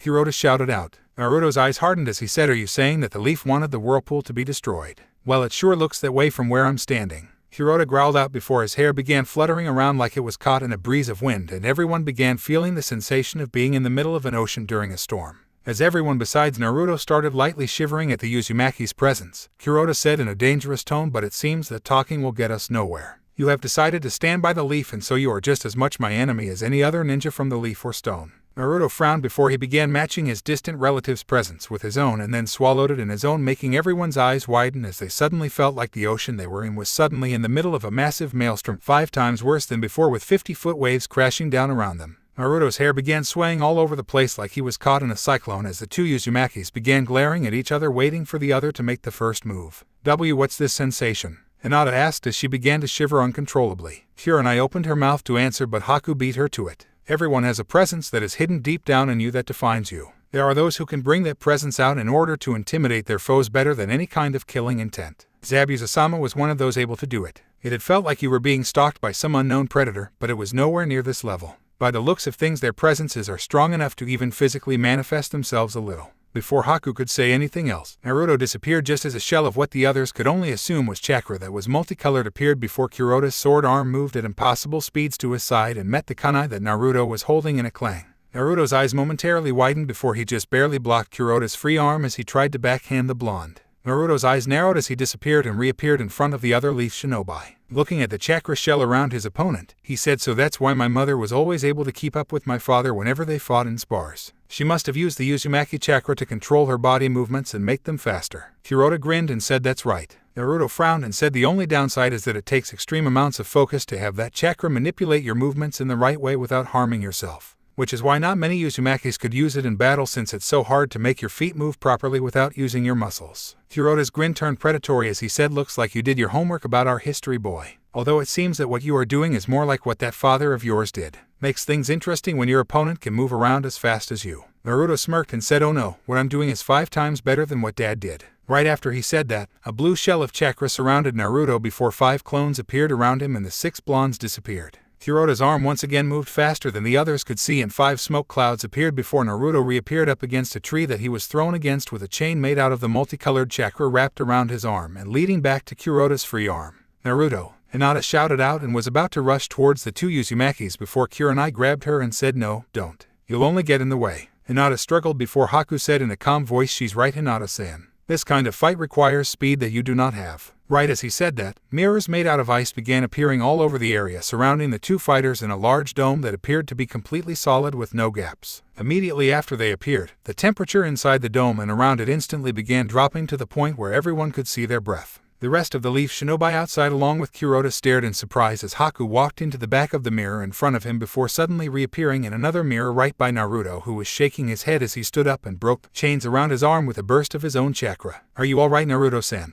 Haku asked as he stepped out of the mirror. Yeah, he just caught me off guard with those chains of his. I was under the impression that it was something only my mother could do among the Uzumakis of her time. Kuroda smirked from his spot where he hadn't moved from at all and said, you would have been right about that 5 years ago, but I figured out how to do it as well, although it wasn't easy. Your mother was truly a genius when it came to using our bloodline. Good to know, Haku said before he stepped back into his mirror and his image appeared in all of the others as well. Kuroda rose an eyebrow as he looked around and said, well, that's new. The images all rose there, throwing arms over their chest revealing braces of senbon needle, and said, you seem able to handle multiple opponents quite well, but I wonder if you will be able to handle this as easily. As soon as Haku finished speaking, the dome was filled with senbon needles heading towards the redhead. But to both boys' amazement, Kuroda's chakra shell seemed to expand a little as the redhead moved at speeds that turned his body into one big blur even to Naruto's eyes. Once the barrage of needles was over, Naruto and Haku's eyes widened as they saw Kuroda standing with a grin holding a bunch of senbon needles in his hands, with the rest being held in the air in groups by chakra strings that were connected to various points on his body. Well now, that was interesting. If I was anyone else, I would have been a pincushion for sure. But it seems like a waste to use all those needles and not be able to use them again. Why don't I return them to you? Naruto's eyes widened as all the needles pointed themselves at him before launching themselves towards him at speeds that would give even him trouble to avoid even if he had anywhere to move. Just as the first needles reached him, Haku's hand shot out of the nearest mirror and pulled him through it. As the two boys appeared on the opposite side of the mirror, they heard the needles impacting the inside of the dome. Naruto sighed as he pulled out a needle from his arm that had managed to get him before Haku pulled him through the mirror and said, "Let's not do that again." Haku nodded before they heard hidden sword art, sword blitz jutsu. The dome began shuddering as the Kenjutsu user began bombarding the inside with numerous blades of chakra. 10 seconds later the blast died down and Haku frowned as he concentrated on repairing the damage the attack had done to the mirrors. Naruto frowned as well as Kuroda shouted out to them, "So you put chakra into the mirrors to keep them in existence and repair them. Very clever, but it must be a real drain on your reserves. I can simply wait until you run dry and then finish you off." Naruto glanced over at Haku and said, "How long can you keep those up?"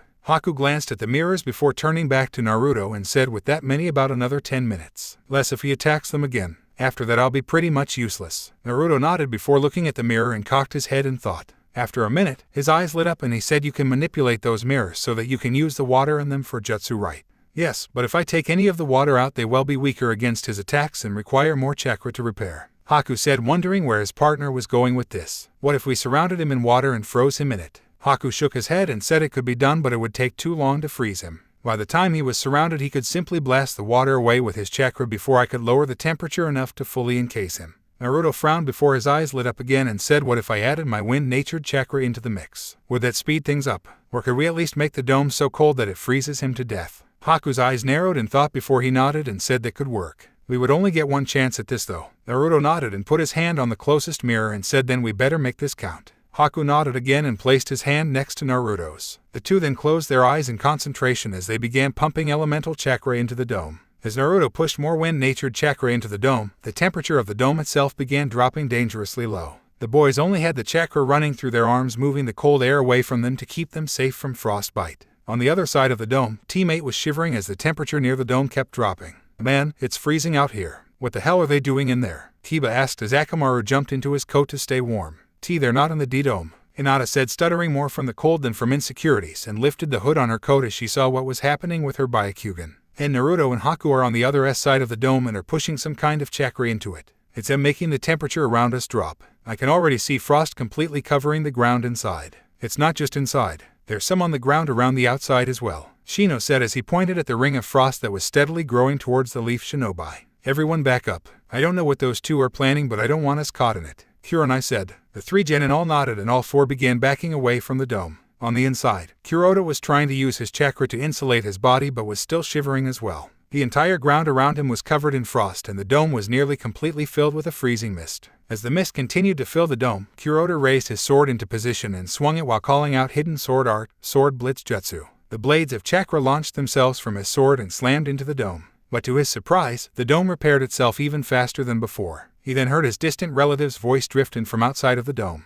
"That's not going to work, Kuroda. It's not just Haku's chakra keeping those mirrors together anymore. Tell you what, if you promise to leave the land of fire and not attack any more leaf shinobi, we'll let you out." On the outside, Haku looked at Naruto in surprise and said, "I know he is your relative Naruto-san, but is that wise?" Naruto glanced over at him and said, "He's family Haku. I have to try." Kuroda frowned before shouting out, "You actually expect me to allow the leaf to go unpunished for what they have done? You are either naive or a fool." Naruto sighed before saying, "All right, I gave you a chance, but if that's how you want it, then I guess we have no choice." Right after Naruto stopped speaking, the mist began closing in on Kuroda and began freezing on his body. As Kuroda began to try and break the ice off, the mirrors began rippling before water shot out and hit him from all angles, freezing over as soon as the water made contact with his body while the mirrors began shrinking. As the mirrors completely disappeared, everyone was able to see Kuroda again, who was standing in the middle of a gem-shaped pillar of ice. Hinata gasped as Kiba said wholly, under his breath, unable to even finish his sentence as he stared at what had happened to the redhead. Naruto slowly walked towards the ice formation and stared into his relative's eyes before placing his hand on the ice. As Naruto gathered wind chakra into his hand, he said, "I'm sorry." The ice and figure in it was instantly turned into powder as Naruto's wind-natured chakra tore through it, leaving no evidence that a human had ever been in that spot. Not even Kuroda's sword or headband survived. Hinata gasped again before all three genin turned their heads from the sight of the powder falling to the ground with their eyes closed. Kuronai turned her eyes away as Naruto closed his own in sadness. Haku stepped over to the blonde and put his hand on his partner's shoulder and asked, "Are you going to be all right?" Naruto nodded before saying, "Let's head back to the village." Haku nodded and the two jumped into the trees with Teammate following. That night, the leaf shinobi were sitting around a fire as Teammate and Haku were eating their dinner while Naruto was staring into the fire with his plate of food remaining untouched. As Hinata glanced over at the blonde, Haku gave her a light nudge. When Hinata turned to the ice user, he gestured over to Naruto and said, "Why don't we go talk to him, Hinata-san?" But I don't know what to say," Hinata said. Haku gave a gentle smile and said, so don't say anything. Just show that you're there for him. Before Hinata could say anything to that, Haku stood up and began walking around the fire. Hinata quickly stood up and followed as Haku sat down on one side and Hinata took Naruto's other side with a small blush. Kurenai gave a small smile while Kiba frowned. He was about to stand as well when Shino put his hand onto his shoulder. Kiba shot him a look, but Shino simply shook his head, causing the canine-like boy to simply humph and go back to his meal. Are you alright, Naruto-san? Haku asked as he settled himself. Naruto took in a deep breath before exhaling in a sigh and said, tell me, Haku, were you alright after you killed your father when he killed your mother and then tried to do the same to you after he discovered your bloodline? Hinata's and the rest of teammates' eyes widened when they heard this while Haku was silent for a moment. Not at first, Haku admitted before continuing. But eventually the pain lessened with time. And when I met Zabuza-sama, it lessened to the point that I could put it behind me. You are lucky, Naruto-san. You already have others who care for you that can help you through this. Yeah, Naruto said as he continued to study the flickering flames of the fire. I just wish he didn't have to die like that. I've lived my entire life without my family. And then the hour that I finally met someone that I shared a blood relation with, I had to kill him for the sake of the village. The world of the shinobi can be a cruel place. But if you have your friends around you, you can survive it. Haku said. Naruto nodded and said, yeah. Thanks, Haku, you too, Hinata, for being here. Haku smiled while Hinata simply nodded. Scene change, Hokage's office. Kurenai, Naruto, and Haku were standing in front of the Hokage as the two jounin finished giving their reports. After they were finished, Sarutobi leaned forward and said, so there was an Uzumaki survivor in the area. I must admit I had thought your mother was the only survivor, Naruto. It is unfortunate that this Kuroda figure felt the way he did about the leaf. We could have used his skills as well as his help in rebuilding your clan.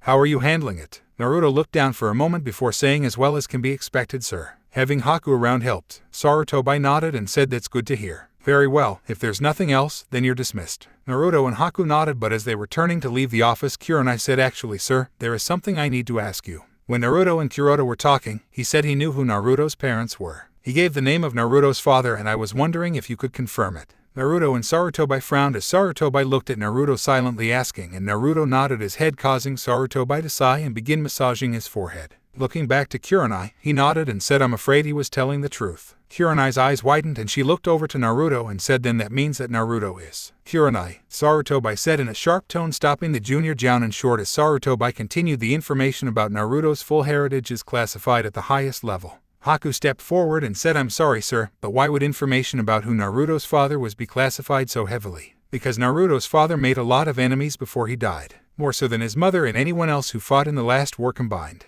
If they were to receive word that he had a child that was alive, then they would stop at nothing to see Naruto dead. It could even start the Fourth Shinobi War. Haku's eyes widened as she glanced at Naruto, who shrugged and said, you've seen how effective my bloodline is against multiple opponents. My dad took full advantage of that as soon as he figured out a way to get over the tunnel vision that occurs when we use it. Although we don't think the Stoner Cloud would try anything if they did find out about me due to the fear of what I could do on the battlefield, we still don't want to take that chance. Sarutobi nodded before turning to Kurenai again and said, have your genin made the connection? Kurenai shook her head and said, not that I'm aware of. Should I go ahead and tell them? Sarutobi shook his head and said, no, there is no need for that. I will inform their parents to make sure they don't talk about it openly. Fortunately, Hayashi was one of his teammates, so he has always known, and Sum has known, that they were at least related since their scents were so similar. I am sure that Shibai is aware of Naruto's heritage as well. They should be able to run damage control if their children come to them about this. I don't think I have to tell you how important it is that this information does not get out. Kurenai nodded and Sarutobi dismissed them. As Haku and Naruto exited the office, Haku turned to the blonde and said, you are certainly full of surprises, Naruto-san. Naruto smirked and said, Haku, you have no idea. And cut. Man, that has to be my longest chapter yet. I'm going to be working on sensors next and then clones, but after that are the Chunin exams. Okay, sadly the chapter is over. And if you enjoyed, just leave a like and subscribe with post notification. So when the next chapter is ready, you will be notified. Okay, see you in the next video. Bye.